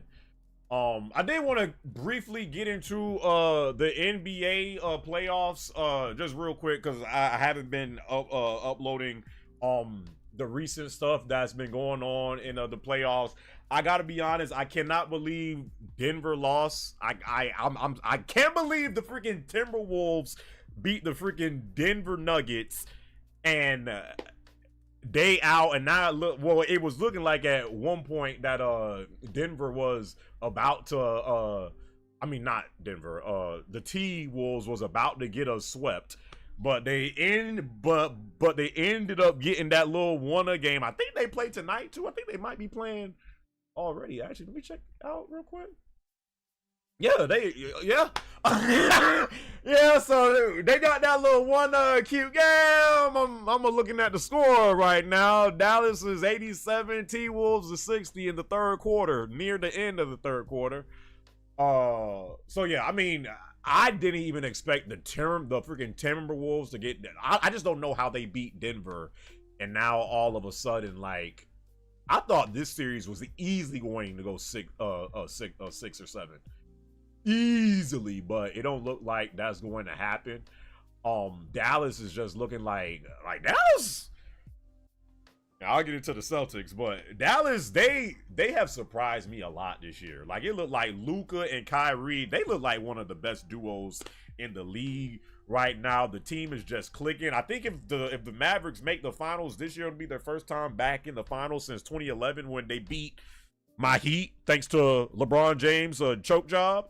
But Dallas, man, it looked like after looking at that score that they might be going back to the finals. And who they have waiting for them is the Boston Celtics. Now, Boston, I gotta actually like look this up because I haven't really been paying attention to like any of the Celtics. I mean, outside of the series that they had with my Heat, to where, shocker, they beat us with no Jimmy. So yeah, the Celtics beat the Heat in the first round, 4-1. We had that little one cute game off of them. The next round they played the Cavs, and then they just beat the Pacers. This is no shade to any Celtics fans or the team. I still don't completely believe in Boston. And the only reason why I say that is their road to the finals this year has been one of the easiest paths to the finals that I quite frankly have ever seen. Rico, you could say, oh, brother, all you want. I'm not hating. If you look at who the Celtics have played, the first round they played the Heat with no Jimmy Butler, a Jimmy Butlerless Heat. Wow, shocker, you beat us in 5 games. So they beat the Heat in the first round where we didn't have our best player. The next round, they played the Cavs. Like, no disrespect to the Cavs, but this ain't the Cavs back when LeBron was in his prime. It's the Cavs now with freaking Mitchell and who else they got? I don't know. So they beat the freaking Cavs. And then the Pacers, like, they freaking swept the Pacers. And I know, like, the Pacers were a pretty decent team this year, but I personally do not feel like the Celtics really have had like a true test this entire playoffs. So they're in the finals now, and most likely it look like they're about to go against Denver. Yeah, and I know some people on the Pacers were hurt, but again, it like goes back to me saying I just feel like the Celtics' path to get to the finals this year has been the easiest. Like, it's always either the team they was going against or someone was injured, like a key player was injured, and now you look, now they're in the finals. So this is not to take credit away from them at all. I mean, however you do it, you know. And I feel like this is the Celtics like one. I don't know if they're gonna break up the team, but I feel like this has been their best shot to win the entire thing in years. So if they don't win it this year, I don't know if they're ever going to win it. And they've been trying the whole Tatum and Brown thing going on and seeing if they could win together. You know, Tatum is getting all, I mean, not Tatum, Brown just got that freaking huge contract. So it's looking like it's going to be the Celtics and Dallas in the finals. Who do y'all got winning that series? And I don't know, man. It's like, I know the Celtics are like a good team. I know that, but I just feel like there's been too many times. The Heat have played the Celtics like almost every year. There's been too many times where as soon as the Celtics got like just a little bit of adversity or like things are going wrong, they crumble every single time. And I just feel like I just haven't seen enough yet. And they've gotten to the finals. I just feel like they just haven't really been tested. And what Dallas has been doing, bro, the way Luka has been looking, the way Kyrie has been looking, and the others, that boy Kyrie looking like he going to get his first ring without LeBron on it. Bryce said Dallas in 6. Yeah, if I had to make a prediction for that series, I probably got Dallas in 6. I probably would have to say that. The Celtics been to the what the yeah, because the Celtics played the Golden State Warriors in 2022 or 2023 in the finals, and they lost that one.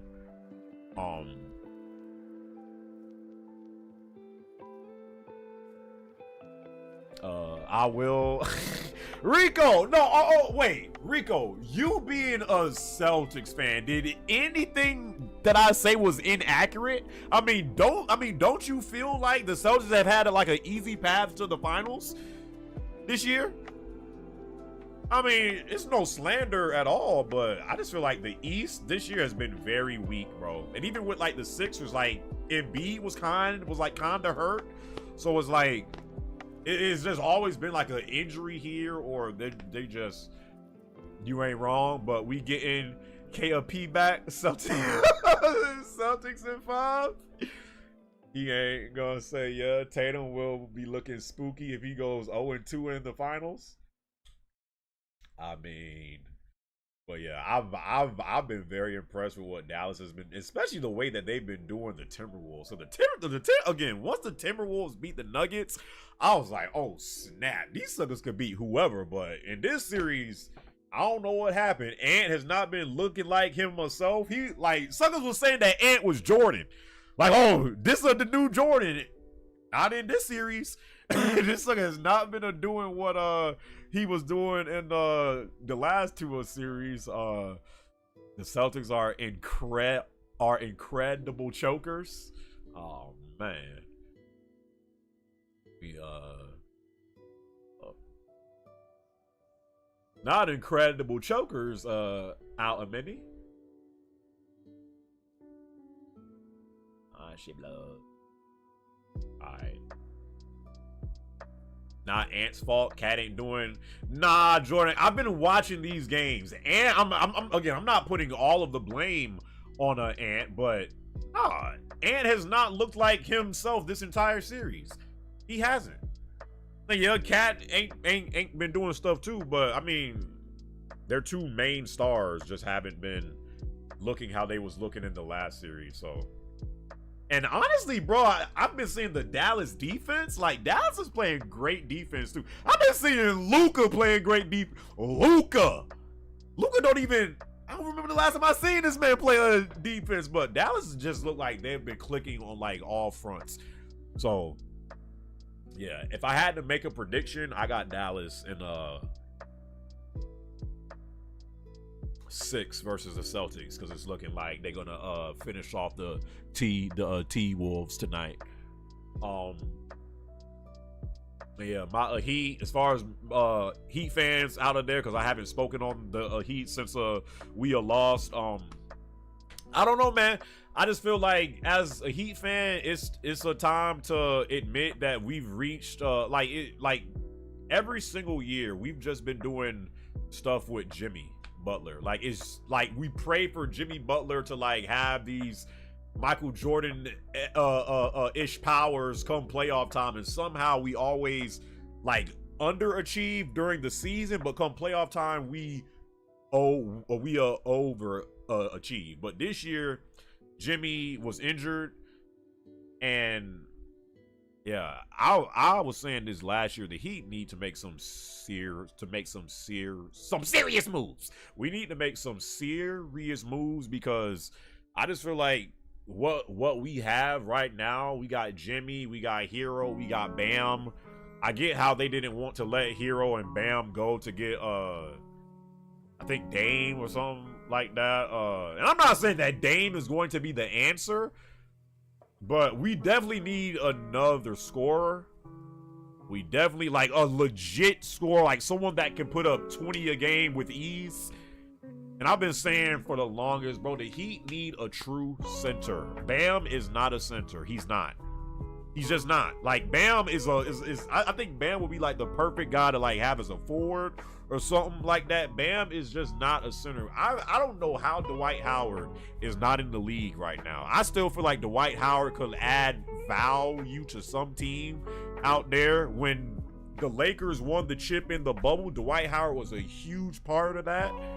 I don't know how Dwight Howard has just been forgotten about. Like, we need a true center and a scorer. If we get those two things, we right back in it. But what the parts that the Heat have been having and overachieving come playoff time for years now, we made the finals in 2 of the 4 years now.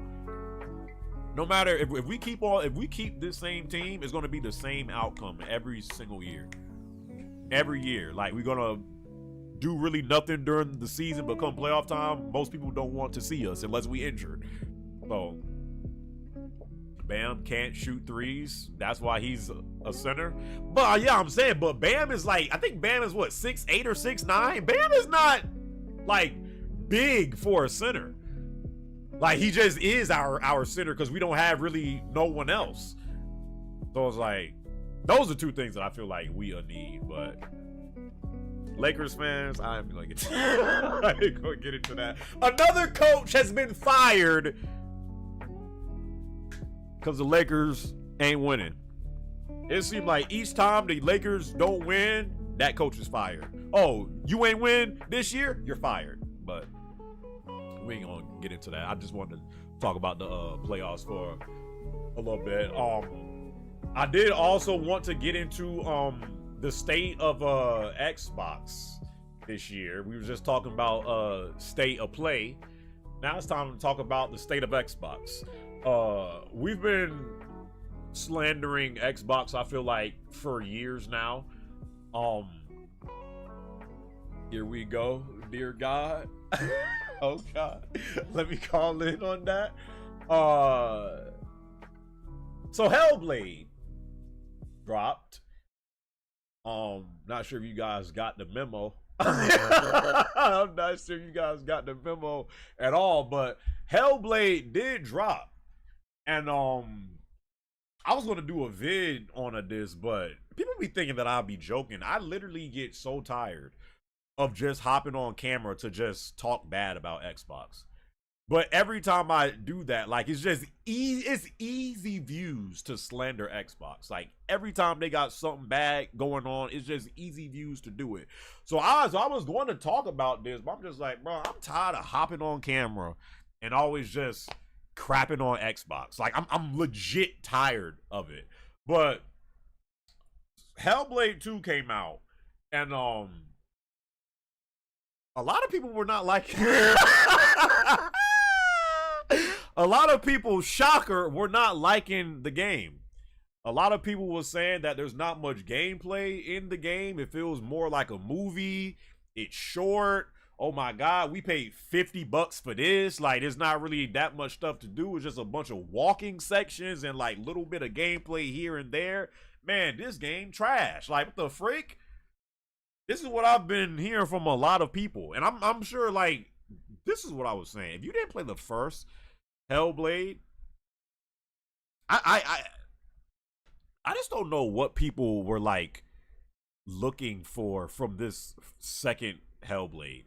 If you played the first Hellblade, what did you think that you was getting from this one? So, again, this is the fault of Microsoft for trying to like build up this game over, because I think this game was supposed to like drop like a year or two ago, but they had to delay it for a while. But Hellblade 2 never should have been this huge title that, you know, was supposed to be like a big game for Xbox, because the first game was not that when it was exclusive on PlayStation. What Hellblade is a unique game that has, like, you know, a different type of experience that you can't get in most games, and it has great sound design in it.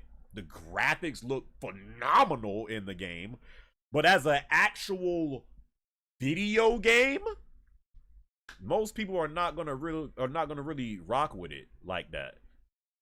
So now you got all these people complaining about Hellblade 2 and how the game has kind of been forgotten about, and I'm just like, oh man. So yeah, I mean, just with everything that's been going on with Xbox this year,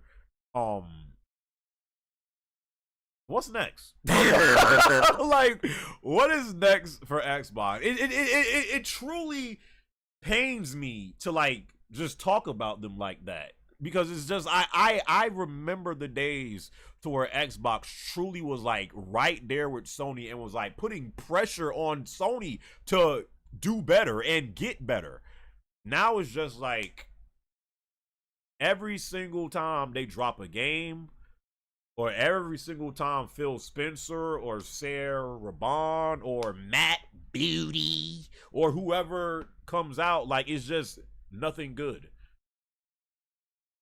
Xbox is indirectly the reason that PlayStation isn't trying hard. Well, but I'll say it just goes back into competition brings out the best in everybody. When you have high competition, people are gonna push to do better. That's why I feel like the era of PS2, Xbox, and GameCube was the best era ever, in my personal opinion. You had PS2, which was a freaking juggernaut, but the GameCube was great. The freaking Xbox came out as the new kid on the block. Like, everyone has something. Then you go to the PS3 era and Xbox 360 era. Xbox 360 blew up with the Xbox Live thing, and like Xbox Live itself was applying pressure to Sony. Like, yo, you see what Xbox doing? And this is what you got on PSN? Bro, do y'all remember the days on PSN to where you couldn't even, like, you couldn't even voice chat on PSN? If you wanted to actually talk to your friend, you had to, like, go inside of a lobby and, like, sit there and just talk. Like, it was like little stuff like that was like applying pressure to Sony to do better. Now, you know, Xbox Live isn't really, you know, times have, you know, moved on, and like now the Xbox Live experience that you get is kind of, you know, the same on PSN and stuff like that. So, but yeah, I do agree with what you have said, because the state of Xbox is what it is right now. Sony is kind of just like sitting back. Xbox murdered themselves in 2013 with the Xbox One. Other countries are out hustling us, but no one what? Move bullet. Shut down Xbox might as well do. This is something I also wanted to get into. Do you guys feel like Xbox needs new leadership right now? Like, get rid of like all of the people that they have like right now and just like start with a new team of a people. Do you guys feel like that? Yes, absolutely. They got to go. Phil and Matt cannot manage studios at all, or bring back the 360 people. Do y'all really feel like that's the thing though? Because I remember when Don Matrick was in charge, like, Suckers thought like, oh, he's the problem, he's the same. And again, you want to go back to that Xbox One era, Don Matrick was the one who infamously said, well, you don't like it, stick with the 360. Like, So they went from Don Matrick to Phil Spencer. Like, do you feel like it's the people that's in charge, or do you just feel like it's just they're just not dropping good games? Like, I definitely think now, like at one point, I was at a stage to where, because I remember last year before they had before Phil Spencer had that interview on a Kinda Funny, and he was saying like there is no world where Starfield, you know, is this and that, and how, like, you know, if we had games on Xbox, it wouldn't change it. It wouldn't change anything. And before that came out, I was like, bro, Phil Spencer is not the problem. Like, this guy, he's just the face of Xbox. Like, this man is not actually creating these games. There's only so much this man can do. But over the past few years now, just the way that he talks about Xbox and like the things that, like, you know, the things that he chooses to focus on,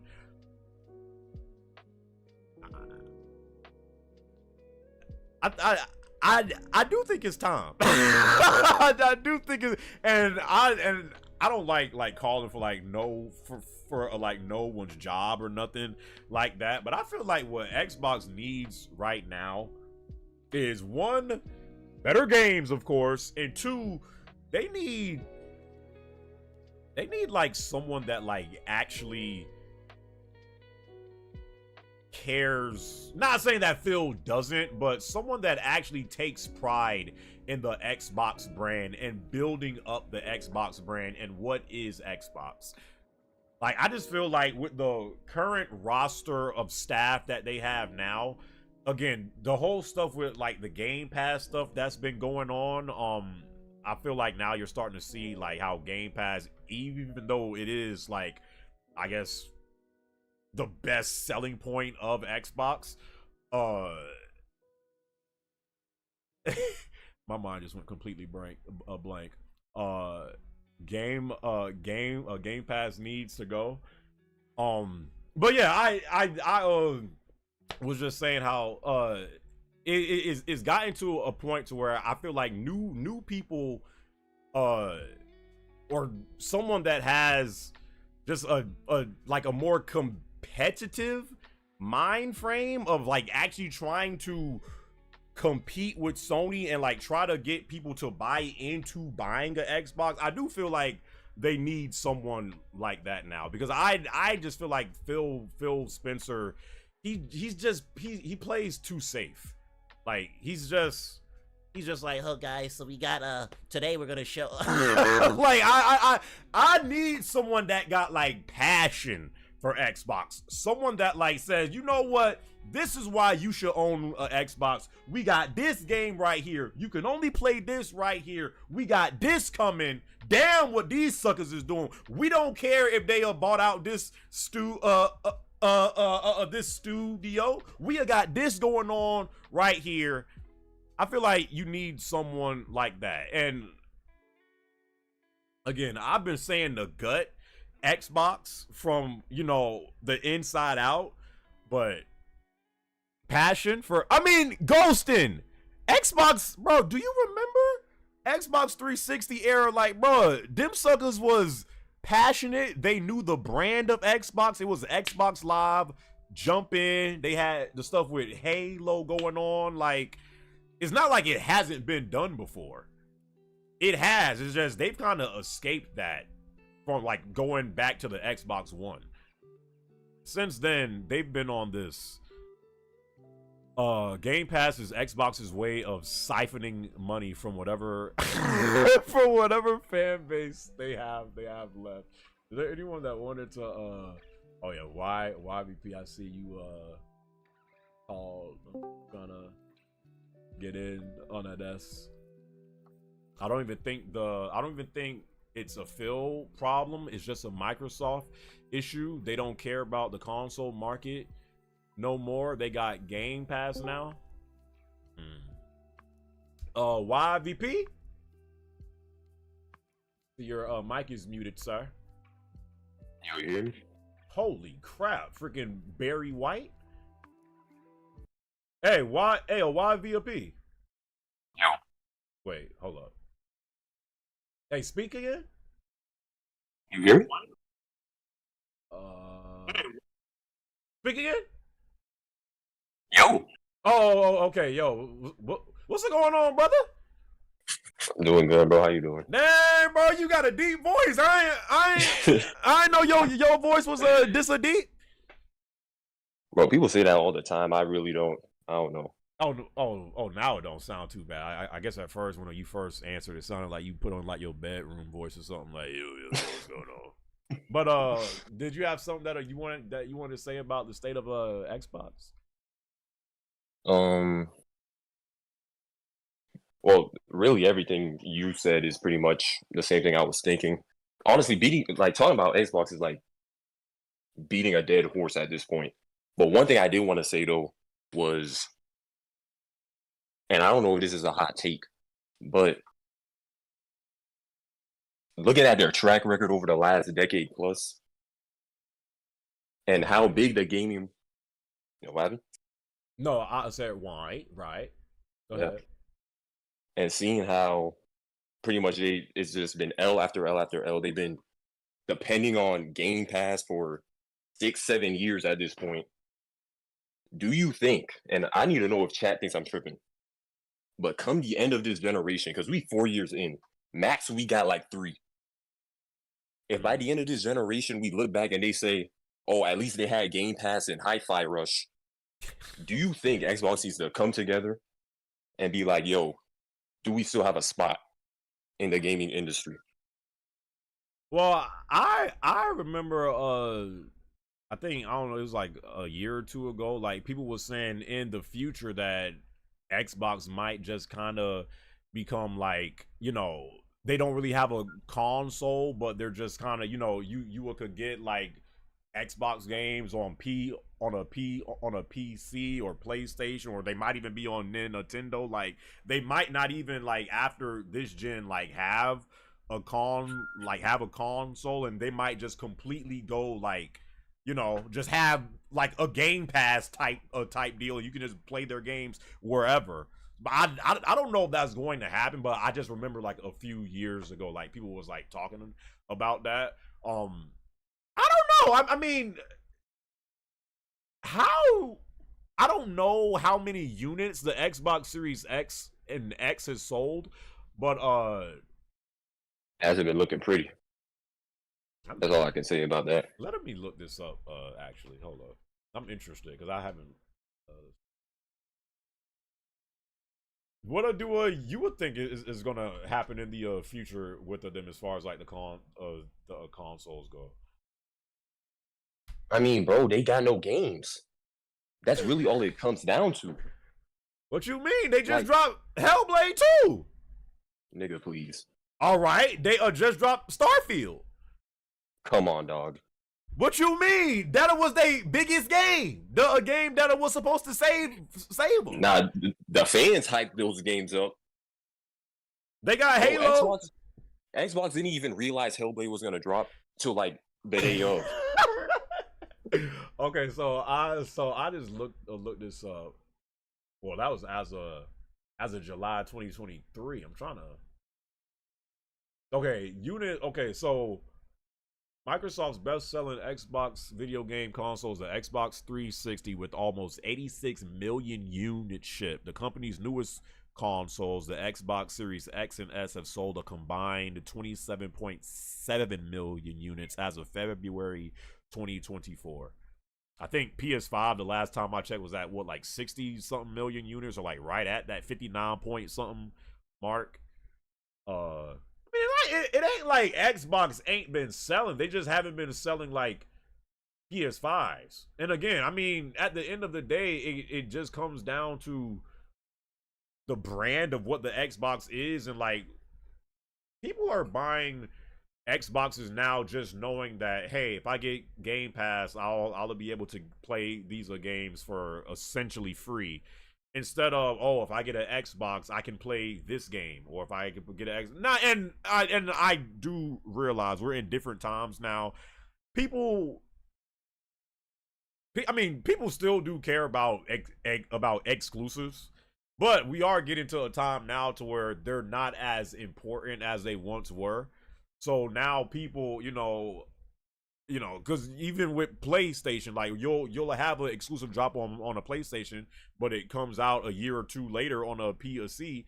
So, but at the same time, like the big games that Xbox used to be able to like rely on and like fall back on, those games are not there no more, and they've done nothing to replace that. So they used to have a brick wall that they could fall back and lean on, but now that brick wall is gone. Like it's freaking destroyed. It's a rubble. It's the corpse of what's left of freaking Gears and Halo and stuff like that. They haven't rebuilt that wall up to sit back and stand on something. And until they do that, I feel like we've been talking about this for 10 plus years. Yeah, I was about to say, like, but this isn't, yeah, like you said, 10 plus years, but as we all know, this is not a recent situation. We can go back to like late 360 days where this was starting to become a conversation. This is true. Where we had games like Gears Judgment coming out. This is true. What do you call it? I mean, Reach, looking back on it, Reach was decent, but back then, people were saying it was stale. The fact that they kept depending on these games from that point forward, and yeah, you had games like Quantum Break and Sunset Overdrive, but those aren't system sellers, bro. That's what keeps these systems afloat. I know people talking trash on Sony right now, but bro, they at least have something. Nintendo, they depend on 40-year-old games. They have something. People still buy them. Right. Xbox has none of that. You know what? And you just brought up a good point, because I do remember back in that Xbox 360 era, the Xbox 360 was hands down the most popular console that generation, but PS3 did end up outselling Xbox near the end, and that's because PlayStation still had games dropping. I do remember around the time Reach was out, and then like Gears Judgment, like you said, I remember people even in that great era that the Xbox 360 was, people were starting to say towards like the end of that life cycle, yo, like where the games at? PS3 got a this, and we still playing this, like. So that is right. You did bring up a good point. I had forgot about that. And literally since then, nearing the end of the 360 life cycle, they really haven't found that next big thing. So I mean, if okay, YVP, you are in charge of Xbox right now. You are the Phil Spencer. They just fired Phil Spencer, and you're hired. YVP 13, you are now the face of Xbox. You have all the power. You can do whatever you want to do. With the current state of Xbox today, YVP Spencer, what would you do to change it? Well, for one, I'm firing all the execs. Okay, so all the execs are fired. 343 is gone as well. Whoever is doing Gears of War, I'm putting them on a whole different game, a whole different roadmap. The fact that, bro, I can't name one game that they've done besides Gears of War. The fact that they are still stuck on a game franchise that started back in like 05 or whatever, bro, cut that out. No one cares about none of that. Start up something new. Forza is Forza. I guess you can keep that. All those other studios, remember those studios they copped back in like 2018? Yeah. And what came out of that? I actually don't know. I'm gonna be on there. I think like Psychonauts 2 or whatever, bro. I'm on everyone's ass. All those studios they copped, I'm on their behind. I need them to put out something. I need updates every 3 months. 3 days, 3 weeks. 3 days. How you gonna get an update on the game every 3 days? Just to make sure they working on something. You see Hellblade 2? Hellblade 2, they've been working on 7 years. I didn't even know Hellblade 2 was gonna drop until you dropped the video. But that's not the fault of Ninja Theory. Like exactly. they It's put the exact at Xbox. they putting in. That's not they, their fault. I'm not blaming the exact devs because there's Yeah. only a certain amount of, how do I say it? A certain amount of weight that you can put on the devs. Because bro, Xbox, they did not advertise that game, bro. Like I said, I did not know that game was gonna come out. Right. So yeah, Xbox, they need to get on top of that. So yeah, I said I'm firing the execs. I'm on every developer's ass. I need updates. I need to know what game plan they have, a roadmap. And would you still keep Game Pass or be done with it? you see, that's another thing, bro. I also think, to an extent, dropping games day one on Game Pass is not a good idea in the long run. I'm probably gonna have to cut that out. Hell, like maybe like hell, from what I heard, when that Black Ops 6 drops, that's gonna be on Game Pass day one. And a lot of people in my Twitch chat was talking about that, how they looking forward to that, because it's been being developed for like 4 years. I think this is the longest COD in a while that's been developed for this long, and that's gonna be day one on Game Pass. I mean, yeah, but it's Call of Duty, bro. Like, Call of Duty's gonna sell regardless if it's on Game Pass or not. So it's not really that big of a problem. But games like Hi-Fi Rush, drop it day one on Game Pass, then go on and complain that you ain't getting no sales, bro. That's stupid. Don't do none of that stuff. And that also goes back to the marketing. These guys are not showing off these games, bro. They're not. I mean, are they not showing off these games because they don't believe in these said games? But it's just wild that could to be the me. case, to be honest. It's wild to me how, okay, so you had something like Hi-Fi Rush, to where, again, the people that played it, we all enjoyed it. They shut down Tango Gameworks, but then did you see when they said that, oh, we need more games like this, and they was talking about Hi-Fi Rush. So you mean to tell me you need more games like this for a freaking game studio that you just shut down and you didn't market? But it's ridiculous, bro. But it's like, yeah, it does bring into question, like, are they just not advertising like some of these certain games because they just do not believe in these games themselves? Like Hellblade 2, again, Hellblade 2, it was a red flag that the review embargoes for that game didn't even lift until release. Every time that happens, it is always a red flag. And lo and behold, a lot of people are not liking that game. And again, do you remember, I think this was last year or the year before, like remember that like big Xbox business leak that had came out, and like in that it was like revealed that these suckers was trying to purchase Nintendo. Like they literally wanted to buy Nintendo. I think that is Microsoft's game plan, because they've shelled out billions of dollars over these past 4 or 5 years trying to acquire all of these different people, and they still have not found that one game. Even Starfield forgotten about, and they spent how much? But 7.6 billion for that. They've been trying to buy out all these different people to make games for them, but when these games drop, they just don't deliver.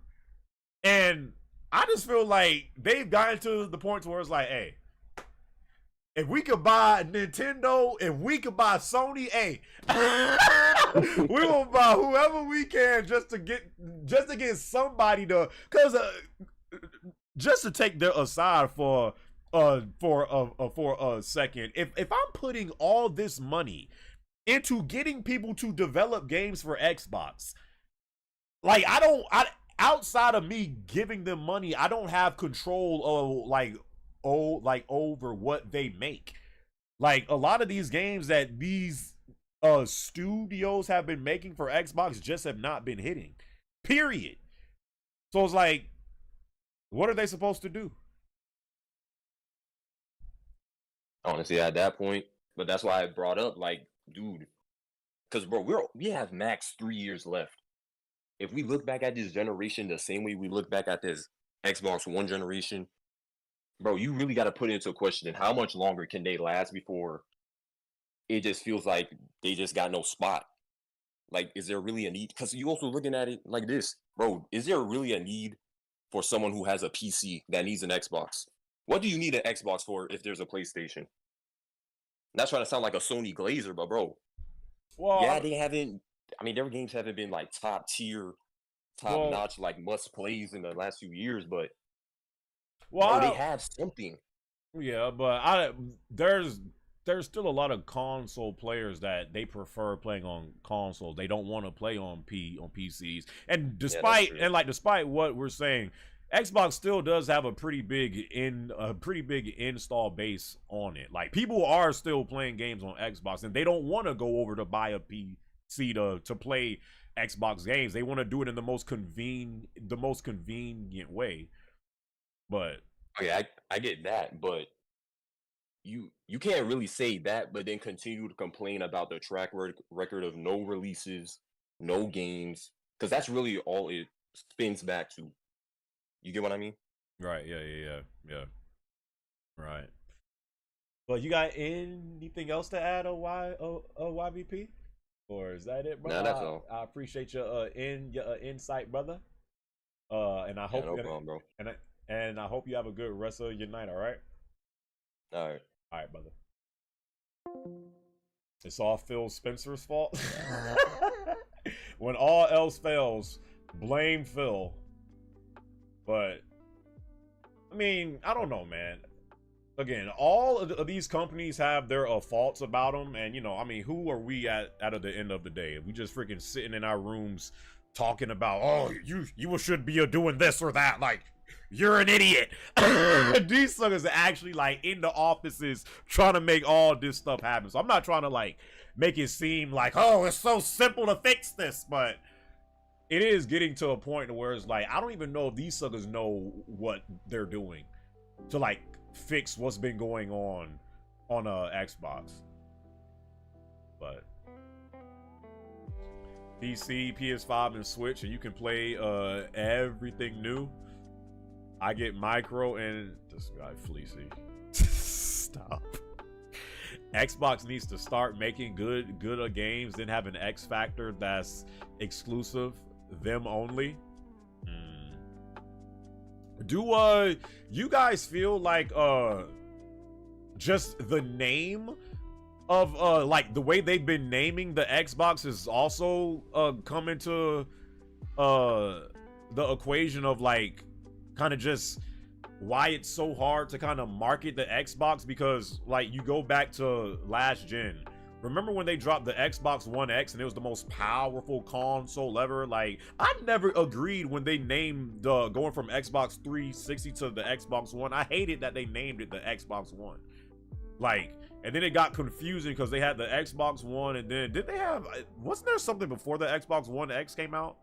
I'm not sure, but then they had the Xbox One and the Xbox One X, and now this gen you got the Xbox Series S and like X. Like I haven't even been liking the way that they name the Xbox. Like, I still sometimes call the Xbox Series S the freaking Xbox One because I just like be forgetting like, oh snap, no, it's called the Xbox Series. A quality product is quality despite its name. True. Their marketing is their biggest downfall. You can market trash to great sales. Look at Ubisoft, EA, and Activision. The Xbox 540, then 720, then 900, then 1080 would have been better. But yeah, that's over and done with at this point. But yeah, I mean, just final takeaway with this. Yeah, we all know the state of Xbox hasn't been that good for the past few years now. They got a lot of stuff that they still need to work on. I don't know what it's going to take for us to, actually start getting excited when you hear something about Xbox and to lift the Xbox brand up again. But at the same time, Sony got their own faults as well. We were just talking about that before. Sony got stuff going on. Nintendo got us stuff going on. So, none of these companies are perfect, but we at the end of the day, at least I feel like we all want the best for just gaming. So we want to see, you know, all of these companies doing their absolute best, and it just sucks seeing, you know, Xbox in this current state of just being lost. Honestly, to me. But for us gamers, it's easy to tell which is which, but for people who don't know much about games, will struggle trying to buy one. Right. That's a good point, Ryan. I want to talk about this last thing. This junk is, what we at it, 3 hours, well, almost 3 hours. Hey, dude, let me ask y'all of this too. And again, I'm still trying to like get this junk more organized. I feel like the more and more I do these shows, the better they'll get. Is 3 hours too long for something like this? Like, would it be better at like 1.5 or 2 hours? Or because I was like trying to get it at like maybe 1.5, max 2 hours, but we already like reached 3. Just for like the future of when I start to get this stuff like actually like really together. Nah, this is great. 3 is perfect. Nah, I don't mind. Probably not Pepsi, but I have been seeing that a lot of people are starting to complain about that, man, already. Brother R. Wills, aka I finally know your real name now, Ryan Wilson. I'll never call you R. Wills again. Thanks, brother. 2.5 to 3 is solid. All right.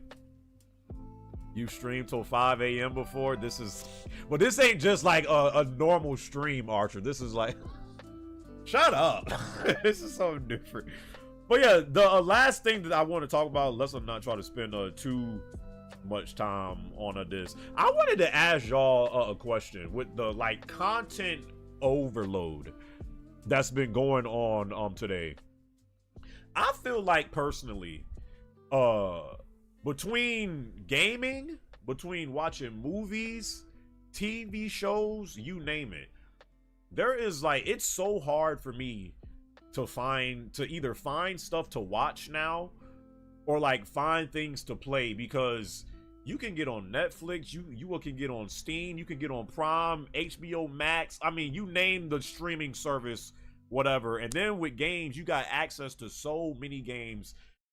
And I've been finding out for myself personally, especially when it comes to watching movies or TV shows, I have choice paralysis, to where every time I'm trying to find a movie or like a show to watch on Netflix or Prime, I'm just like scrolling for like 15-20 minutes sometimes, just like, nah, not that. Nah, that's trash. Nah. I'm just like, how?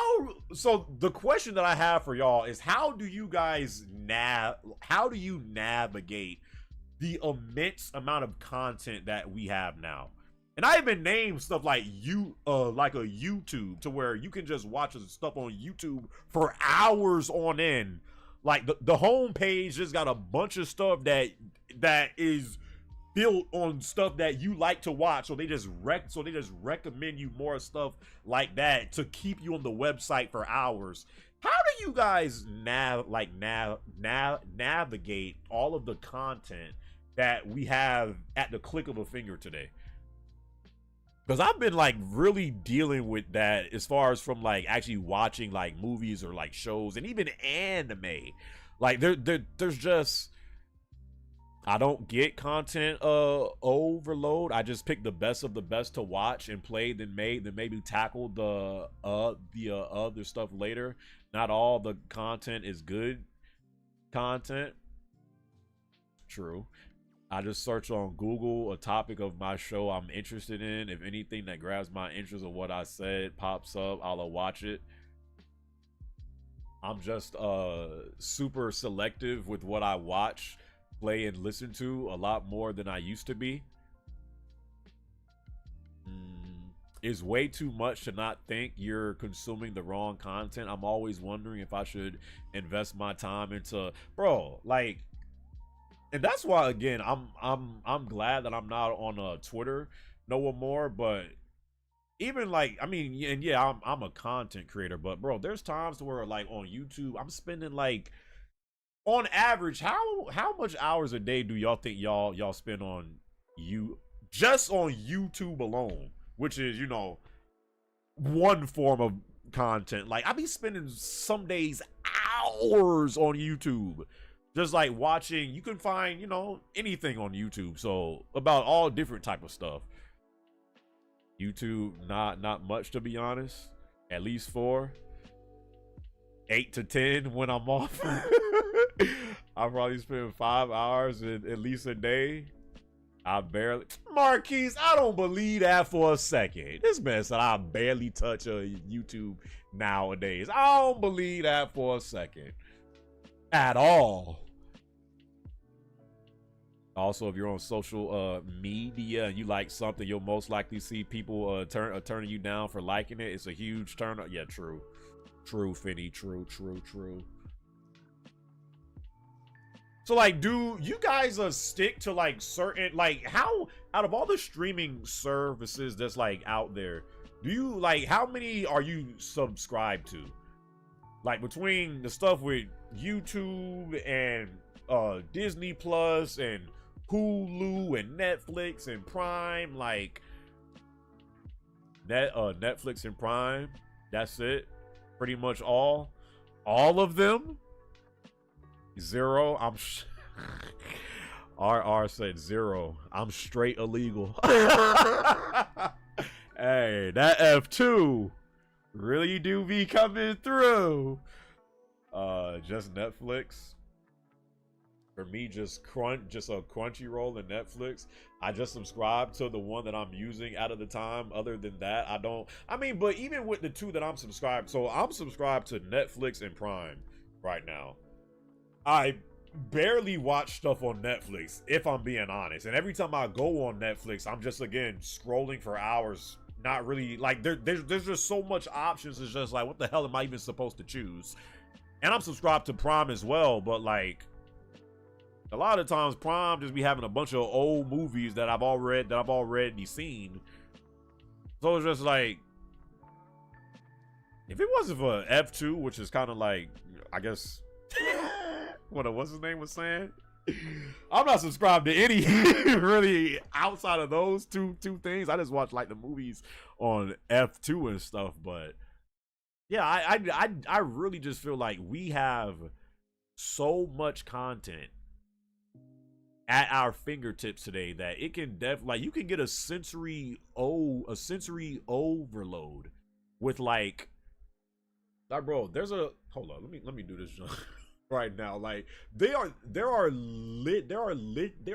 literally days where I'll get on YouTube just like this, and you know, most times, I don't know if you guys still go to the subscriptions part. I mean, I still go here sometimes, but I feel like most people now, they just stay on the homepage when they go on YouTube, and like, there's just like literally every type of section that you need is all on the homepage. Like it could go from red pill content to basketball to e-bikes to games to food to freaking politics. Like, so you combine like all this stuff, and then you get on Netflix and all these other streaming services and have all these options of like things. I just feel like you just have a bunch of content just like mixed in with each other, and it's just like, yo, I don't even know where to start. I'm gonna just click here, I guess.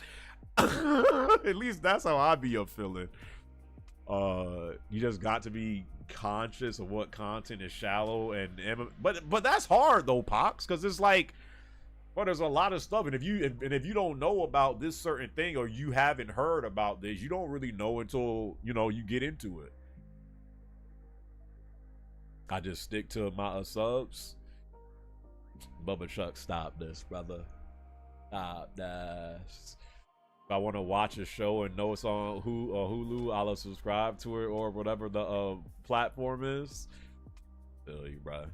There's so much content out there nowadays that it's easier to not pick anything at all. I'll look at my gaming library, and I'm as always surprised at how many games, bro. I have like, I think just on my PS5, just with the digital games, I have like 270 something games. And then that's not even including the actual physical games that I own. And then on Steam, I got like another 100+ games, like, and there's times where it's like dry and it's like, man, I ain't got nothing to play. Sucker, you got over 400 something games. What the frick is you talking about? But it's like, I don't know, man. I just feel like we have so many options today, but no, bro. I'm just trying to see how y'all navigate that stuff, because that's been something I've kind of been dealing with as of late, just not knowing where to start with certain stuff. But yeah, I think I'm gonna get to ending this soon, because it's already reached over the 3 hours. Is there any for the next one that I do for this, which will probably be next month?